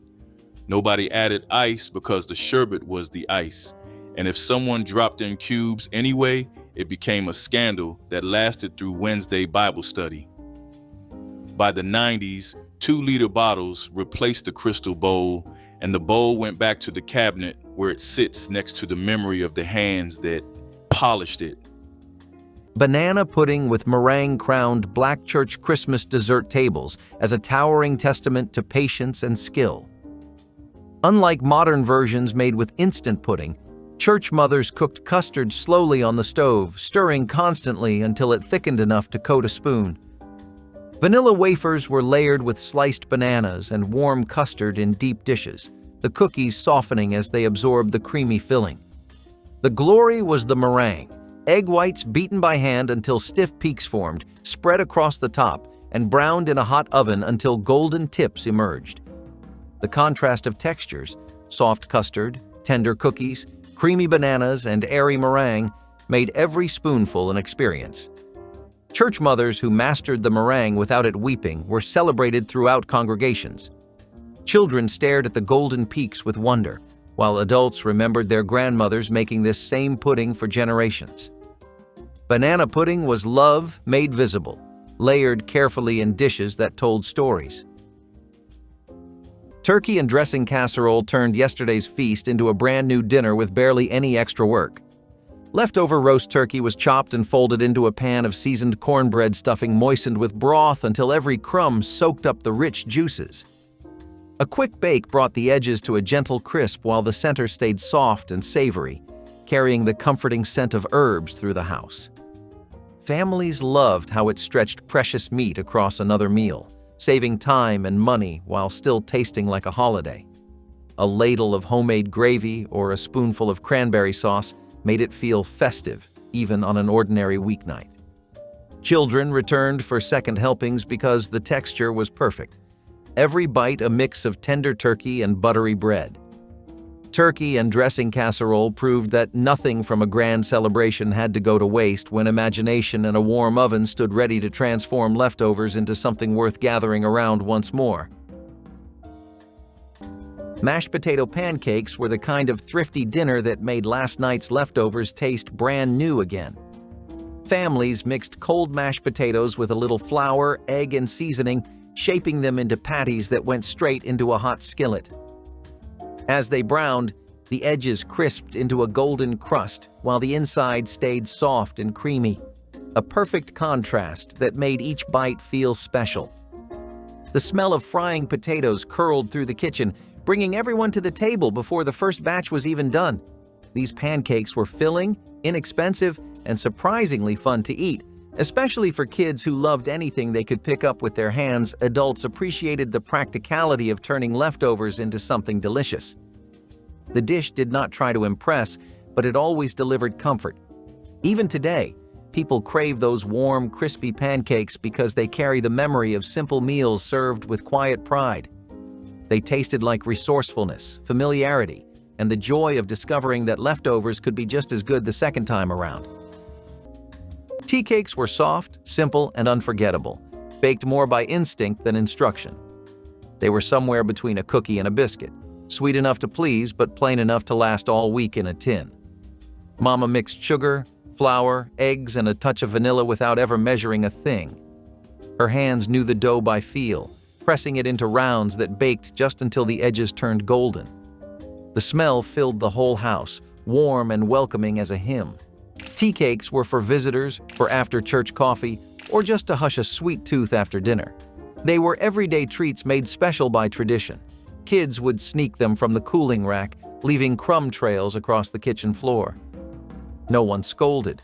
They were meant to be shared. Every family had its own version, passed down in stories rather than recipes. The taste was light, buttery, and familiar, like love you did not have to think about. Tea cakes were comfort in cookie form, simple and pure.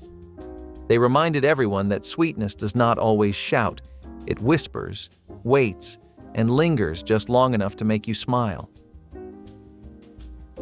Number 23, salt pork and turnip greens, single pot.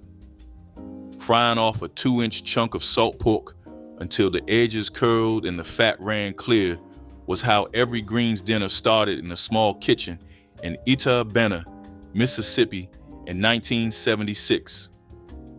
The greens, washed 3 times in the sink because grit hides under that ribbon of leaf, went in next, still wet from rinsing. They hit the hot pork fat and steamed themselves down to a quarter of their original size. A senior cooking for one used half a bunch, never the whole. She would add a splash of cane vinegar at the end and let the whole thing cook covered for 40 minutes until the greens were silky and the pot liquor at the bottom turned black-green. 1 bowl that night, the second bowl over rice tomorrow, the pork chunks sliced thin for a sandwich on day 3. The greens fed her 3 meals, and her blood pressure thanked her by Thursday. That was enough. 22, leather breeches. Every fall across Appalachia and the Upper South, green beans were threaded onto long strings with a needle and hung from porch rafters or kitchen ceiling beams to dry in the air. They hung there for weeks, shriveling into tough, leathery strips that looked like nothing you would want to eat. The cookbooks called them leather breeches. When winter came, the dried beans were pulled down, soaked overnight, and simmered low with a ham hock or a piece of smoked side meat. After hours in the pot, they softened into something rich and deep with a concentrated flavor that fresh green beans could never match. The method came through the Caribbean and into the American South. Dehydration was preservation before refrigeration existed. The strings came down for good when chest freezers arrived. Number 24, scrambled eggs with tomatoes and onions. A can of stewed tomatoes, half an onion chopped rough, and 3 or 4 eggs beaten with a fork. The tomatoes went in first with the onion, cooked down in a skillet until most of the liquid burned off. Then the eggs got folded in and scrambled wet so the curds turned orange and soft. Eaten straight from the pan with a piece of cornbread or a cold biscuit left over from the morning. In rural Alabama and Mississippi, this was a full supper, not a breakfast. The eggs came from the yard. The tomatoes came from the pantry shelf. The onion came from the garden row behind the house. Nobody wrote a recipe for it because nobody thought it qualified as real cooking. It was just what you did when the icebox was bare and the store was closed. You heard the pop before you saw it.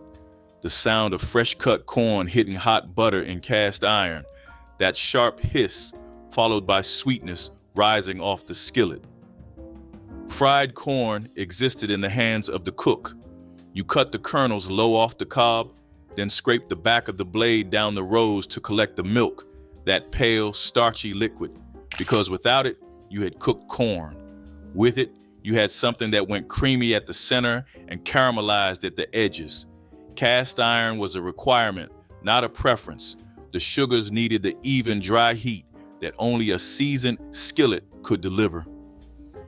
In the 1950s and 60s, late summer Sundays after church meant someone shucking ears on the back porch while the kitchen door stood open.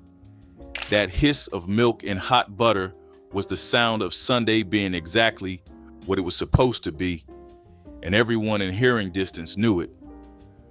Number 26, Souse loaf. Souse was the Saturday work that produced the Sunday platter. The church fathers boiled a whole hog head with the cheeks, ears, and snout in a covered pot of vinegar water, bay leaf, hot pepper, and salt for almost 5 hours. The meat fell off the bone, got chopped fine, and went back into the pot with its own gelatin. It set up overnight in bread loaf pans into a tangy, trembling block streaked pink and white. Sliced thin onto saltines, it traveled to every potluck table in the rural Black South through 1967. By the 1980s, the hog heads were harder to source, and Souse left the fellowship hall for good. Southern potato salad was not just food, it was a test. Every woman at the fellowship table understood this, even if nobody said it out loud. The potatoes were boiled whole until just tender, then cooled, peeled, and cubed, never overcooked, because soft potato made runny salad, and runny salad was a judgment passed in silence. The dressing was mustard-based: mayonnaise, yellow mustard, sweet pickle relish, diced onion, celery, hard-boiled eggs, salt, and black pepper. None of them wrote it down. You learned it by watching the ratio, how long she held the mustard over the bowl before tilting the jar, what color the dressing turned when it was right. At church homecomings through the 1950s, bringing the potato salad meant accepting public evaluation. The women who had earned the right to bring it were known. The ones who tried before earning that right were also known. When the elder who made it right stopped coming, the salad everyone else brought was fine. It was never quite that. Buttermilk cornbread from scratch emerged from church ovens in cast-iron skillets seasoned through decades, creating golden rounds with crispy bottoms and tender crumbs that soaked up pot liquor perfectly. Stone-ground cornmeal was mixed with buttermilk, eggs, flour, baking powder, and salt before being poured into smoking hot skillets greased with bacon drippings that created the signature crust. The result tasted nothing like store-bought varieties, with slight tang from buttermilk and richness from drippings. Churchwomen competed quietly over whose cornbread achieved perfect texture, not too dry and not too cake-like, but substantial enough to fill stomachs and complement every dish. Cornmeal was among the cheapest staples available, with 5-pound bags costing less than $1. The bread appeared at every gathering, from Wednesday fellowship to all-day singing, where stacks disappeared as quickly as they were baked. Children reached for corner pieces with extra crust, while adults appreciated how the bread stretched meals.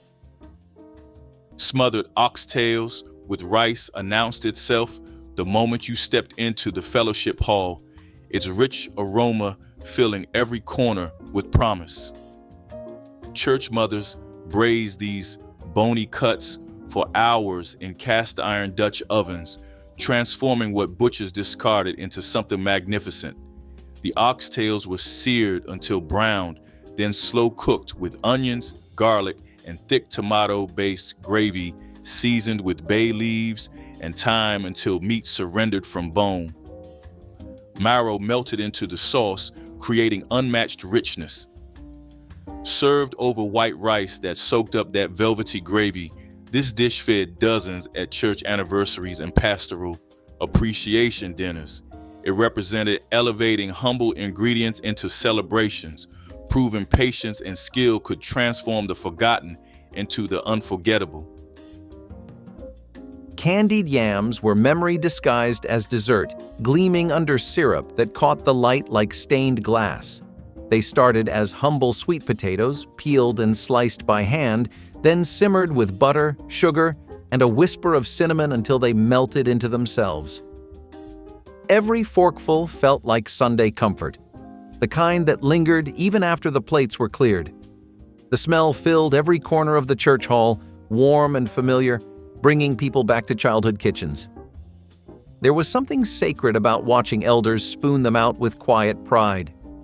This dish did not need decoration. It already carried the glow of love. The yams were passed down like stories, like names, unchanged through generations because nothing about them needed fixing.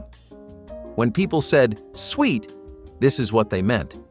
The caramel syrup bubbled thick and glossy, coating every piece in warmth, the kind that stuck to memory long after taste faded.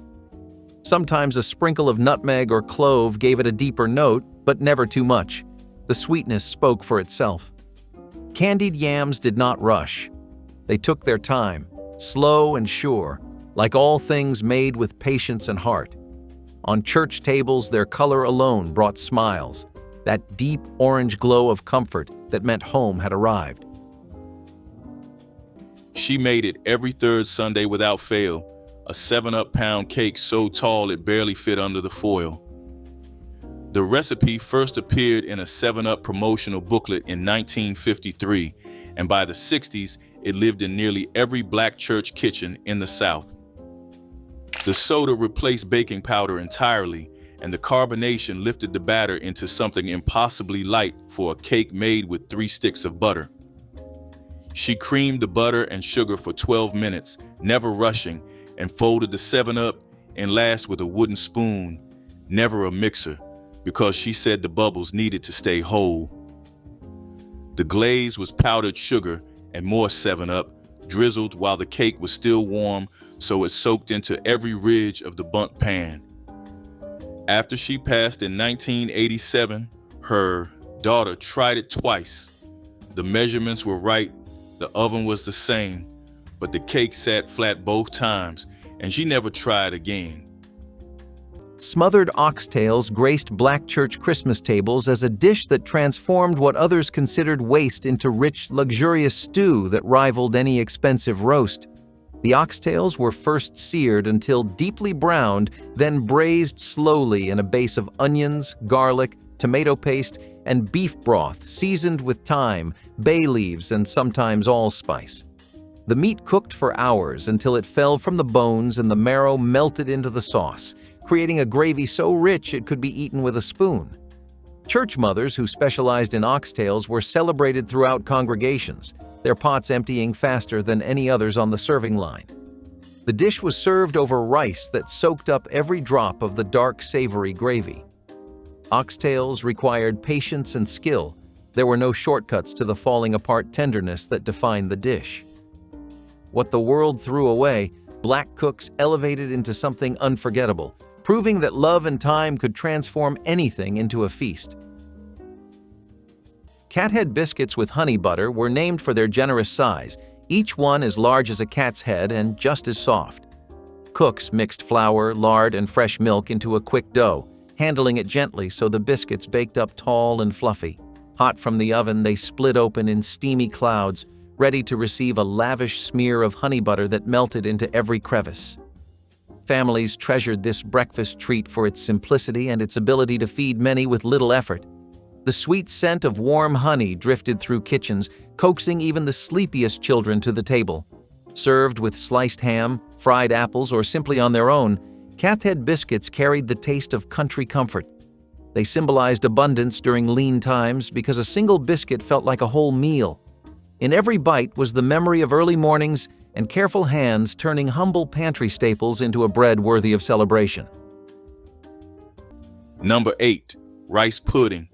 This was the dessert you got when there was leftover rice from Sunday dinner and the woman cooking refused to let a single grain go to waste. She mixed the cold rice with milk, sugar, eggs, vanilla, and a handful of raisins, poured it into a baking dish, and set it in the oven until it became a warm, custardy pudding that tasted like someone had turned a bowl of rice into a hug. A woman in Norfolk, Virginia, made her rice pudding with a sprinkle of cinnamon on top and a dot of butter in the center that melted into a golden pool. She said it had to be eaten warm, straight from the oven, because once it cooled, it wasn't the same. Rice pudding was the quietest dessert on a Sunday table, never as dramatic as sweet potato pie or as showy as pound cake. But it was the one you asked for when you were sick, when you were sad, when you needed comfort without any effort. It didn't ask anything of you except to eat it slowly. Bread pudding with raisins was a quiet masterpiece of thrift and tenderness. Nothing in Mama's kitchen ever went to waste, especially bread.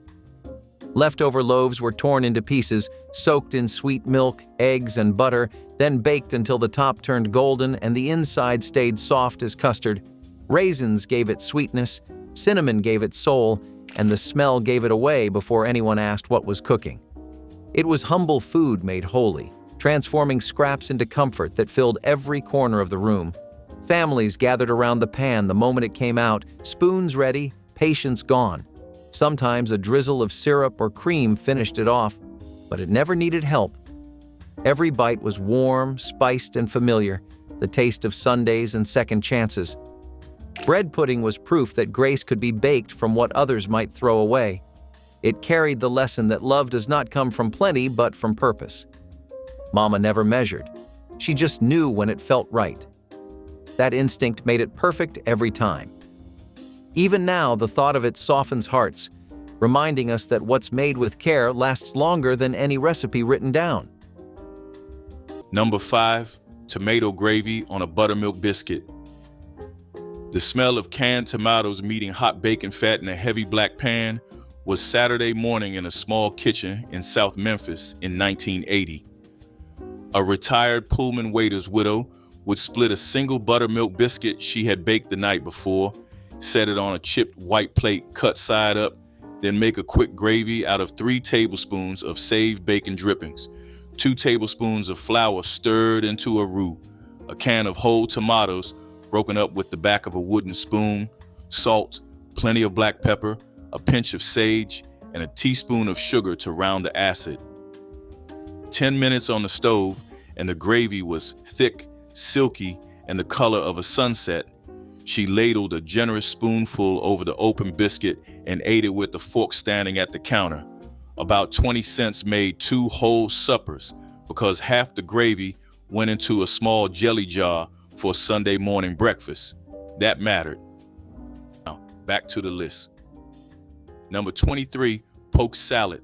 The plant grew wild along fence rows and ditches across the South, and in spring, when the pantry was at its emptiest, women went out with a bucket and picked the young leaves before they turned toxic. Poke salad had to be boiled 3 separate times, the water poured off between each boil because the mature plant is poisonous. The old cookbooks were specific about this. 3 waters, no shortcuts. After the 3rd boil, the greens were fried in bacon grease with scrambled eggs. It was bitter, earthy, and free. The dish showed up in community cookbooks from East Tennessee to the Alabama Black Belt, always with the same warning about the 3 boils. Skip 1 and you would know it. Wild food foraging is trendy now, but for black families in the rural South, it was Tuesday. Nobody called it foraging, they called it getting by. Number 14, grits and grillades.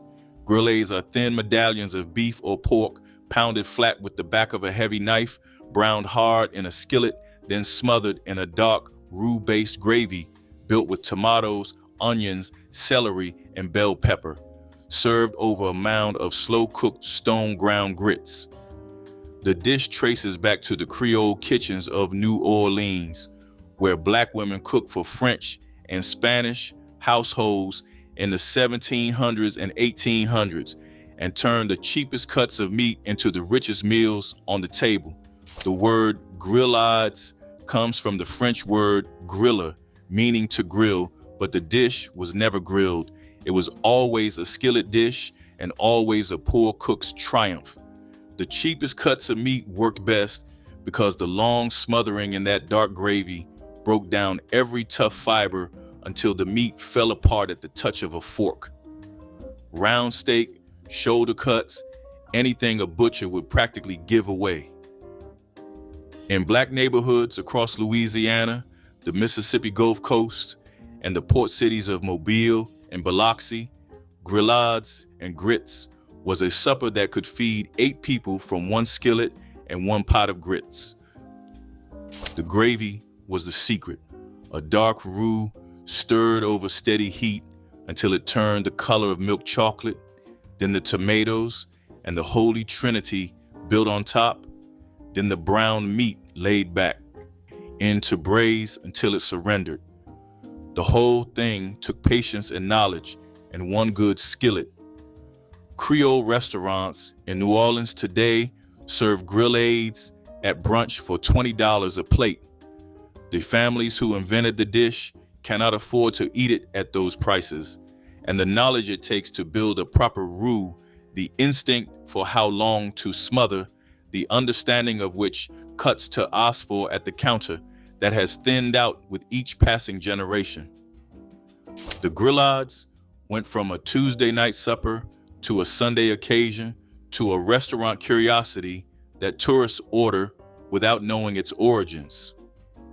The pattern is always the same. A dish starts at the bottom of the food chain. It gets invented by people who cannot afford anything else, and it works. It feeds. It holds a family together around a table on a Wednesday night when there is nothing in the house but determination and a cast iron pan. Then time passes, the cheap ingredients get expensive, the knowledge gets buried. The next generation moves to a city where nobody teaches them how to build a roux or render fat back or judge the heat of a skillet by holding a hand 3 inches above the iron. And somewhere between the old kitchen and the new apartment, the skillet gets pushed to the back of the cabinet and replaced by a microwave. Nobody decides to stop cooking these meals, they just stop knowing how.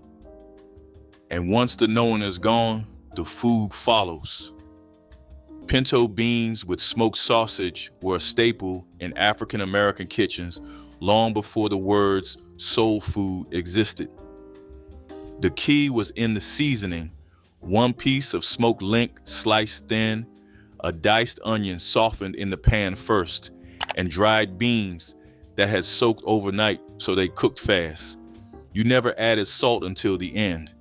Adding it too early kept the beans from softening, and anyone who grew up watching Sunday pots understood this without being told. The smoked sausage gave the whole pot a depth that no spice packet could replicate, and in the church kitchen, a pot of pinto beans over rice could stretch to feed 30 people without strain, making it the quiet workhorse of every repast table. The woman who made them at my grandmother's church never measured a thing. She cooked by smell, and when the pot smelled right, it was done. She passed in the winter of 1982. Nobody who came after her made them the same way, though everyone at that church tried for years afterward and never quite landed it. Number 24, pickled pig's feet. In the 1964 fellowship hall, the pink jar of pickled pig's feet sat at the corner of the table next to the saltines and the hot sauce. The trotters were boiled tender for 3 hours with onion, bay, and clove, then packed into wide-mouthed mason jars and covered with hot vinegar, sugar, and red pepper flakes. They cured a full week before anybody touched them. Eaten cold off the fork after Sunday service, they were tangy, gelatinous, and faintly sweet. The men's chorus would crowd that end of the table first. By the 1990s, the home version had given way to the gas station jar. Deviled crab casserole was low country food, gula and geechee coastal tradition that followed the Great Migration inland, appearing in church kitchens far from the water wherever families had carried the knowledge north. Blue crab meat, picked clean from steamed crabs, was mixed with sauteed onion, mustard, Worcestershire, beaten egg, breadcrumbs, black pepper, and cayenne, then packed into a baking dish or crab shells and baked until brown. The gula geechee people had been cooking crab this way for generations, rooted in West African traditions of cooking shellfish with aromatics and spice. When gula families moved inland through the 1930s and 40s, the dish traveled with them, appearing on fellowship tables in cities that had never seen blue crab before. The knowledge of how to pick a crab clean, patience, a small knife, a practiced hand, left with the women who had grown up doing it. It always was. Candied yams with marshmallows crowned every church supper table, baked in aluminum pans that mothers carried from home kitchens to fellowship halls. Sweet potatoes were peeled and sliced thick, layered with brown sugar, butter, cinnamon, and nutmeg before being blanketed with miniature marshmallows that turned golden under heat. The result tasted like comfort itself, with tender yams swimming in caramelized syrup and marshmallows creating a toasted crust children fought over. These appeared at Easter dinners and revival suppers, essential beside ham and greens. Sweet potatoes cost pennies per pound and lasted weeks in pantries, making them economical for feeding crowds. Church mothers competed quietly over whose yams achieved perfect balance, with recipes passed through families and guarded like secrets. The dish represented abundance even during lean times, proving humble ingredients transformed with love could create joy. Though still prepared in some low-country churches, red rice has faded from fellowship halls further inland, leaving only memories of those who tasted history. Time equals 1 second greater than stewed chicken with tomatoes and okra combined African-American and African culinary traditions into something that fed entire congregations. Church mothers browned chicken pieces in heavy pots, then added fresh tomatoes, sliced okra, onions, and seasonings before letting everything simmer until flavors melded. Okra released natural thickening properties, creating silky sauce clinging to each chicken piece, while tomatoes added brightness. This dish was common in the Deep South, where okra grew abundantly in backyard gardens.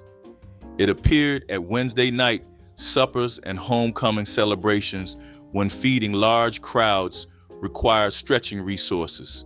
Served over rice, it provided a complete meal without expensive ingredients. Stewed chicken with tomatoes and okra represented practical wisdom of church kitchens. It was not just dessert, it was testimony. Sweet potato casserole with pecan topping had a way of making its presence known long before you saw it. The smell filled every hallway, the buttery sweetness of roasted potatoes rising through the church basement like a hymn of its own. Every black grandmother who baked it knew what she was doing.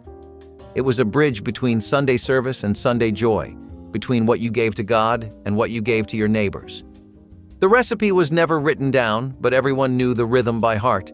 Mash the potatoes until smooth, stir in brown sugar and milk, top with pecans like jewels on a crown. Those nuts toasted golden under the oven's heat while the filling bubbled underneath, silky and rich. Children waited by the kitchen door, sneaking tastes when no one looked, knowing this was the kind of sweetness you could only find in a church kitchen. The casserole dish itself was often chipped and worn, carried from home to potluck year after year like an heirloom that refused to retire. It was made for comfort and company, not for show.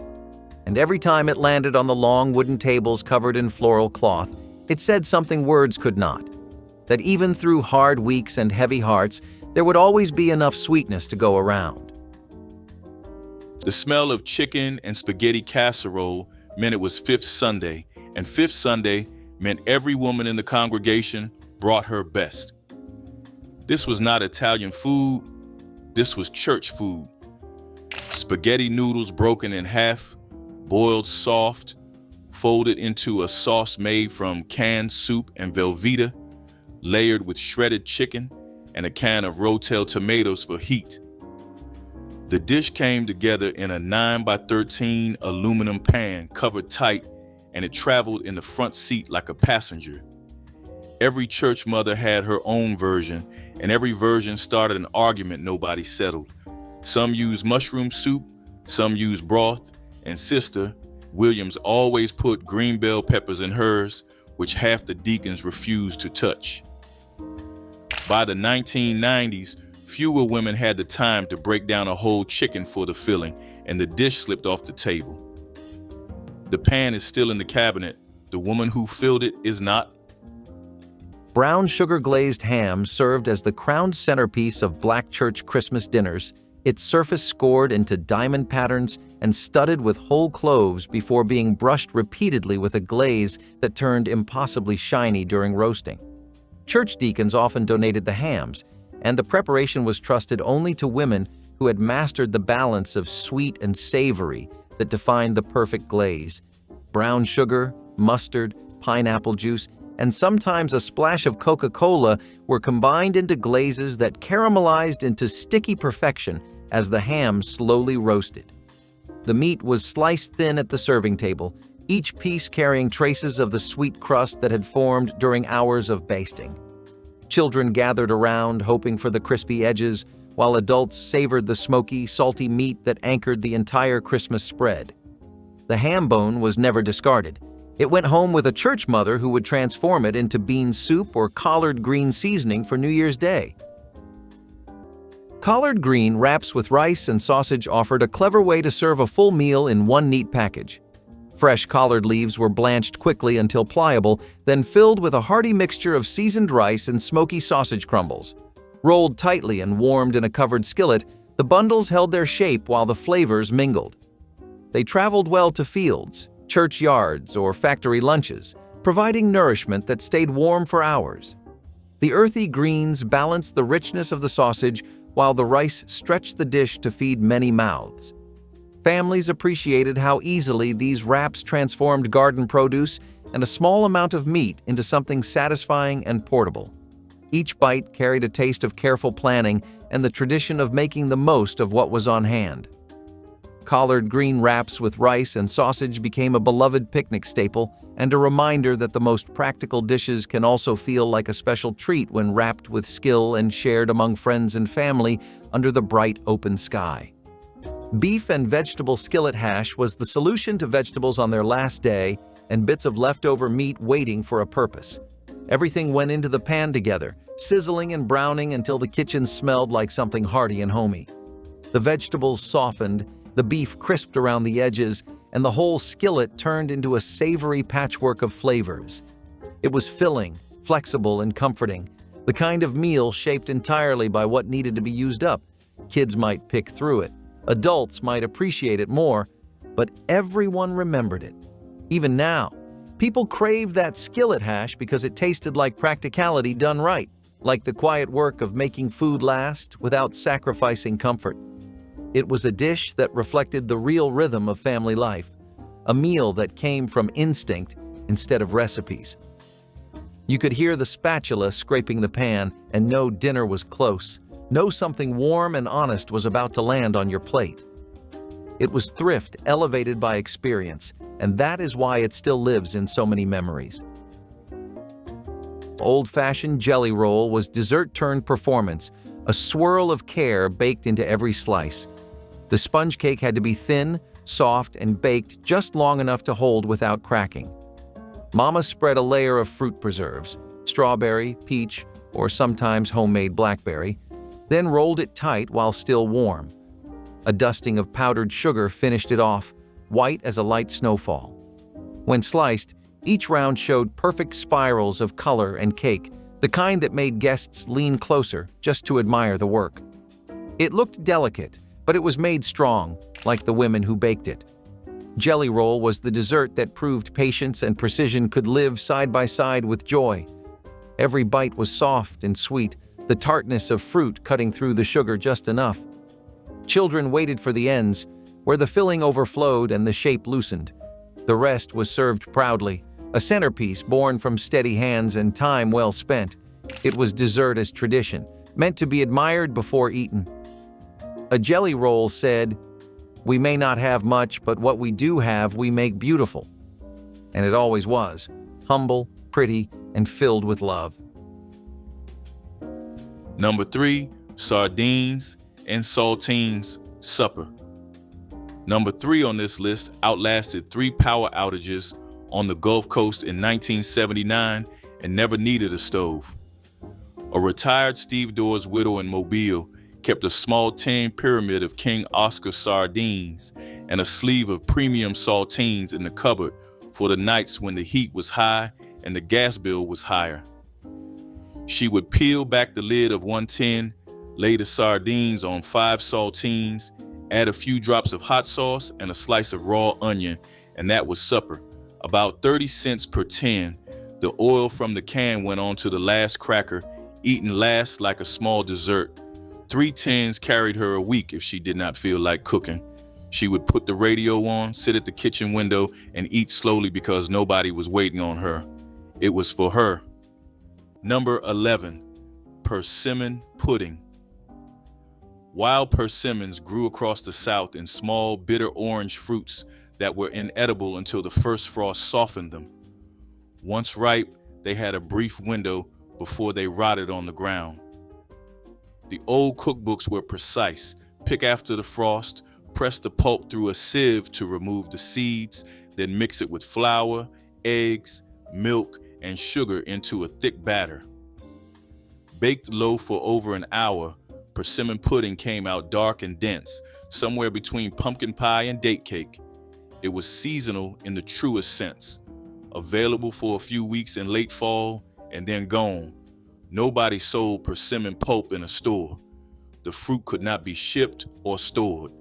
When families stopped walking the fence line in November looking for ripe fruit, this pudding went with them. Number 16, fried chicken feet, cleaned down to the bone, boiled until tender, then dredged in seasoned flour and fried in a skillet until the skin turned crisp and pulled tight. The meat was scarce, but the flavor was concentrated, and the gelatin in the joints made the whole thing slick and satisfying in a way that meatier cuts could not match. Chicken feet were free. When a family slaughtered a yard bird, the feet were the part nobody else wanted, and that made them available to the people who could not afford to be choosy. Children ate them like finger food, pulling the tiny bones apart with their teeth. Adults served them over rice with gravy made from the frying fat. Supermarket chickens today come without feet. The processing plants removed them on the line and shipped them overseas by the ton. The feet left black kitchens when they left the bird. Those fellowship hall tables held more than food. They held entire families together, one covered dish at a time. If any of these brought back a memory, share it in the comments. Tell us what your grandmother or your auntie used to bring every single Sunday. And if you have not already, subscribe so you never miss another trip back to the table.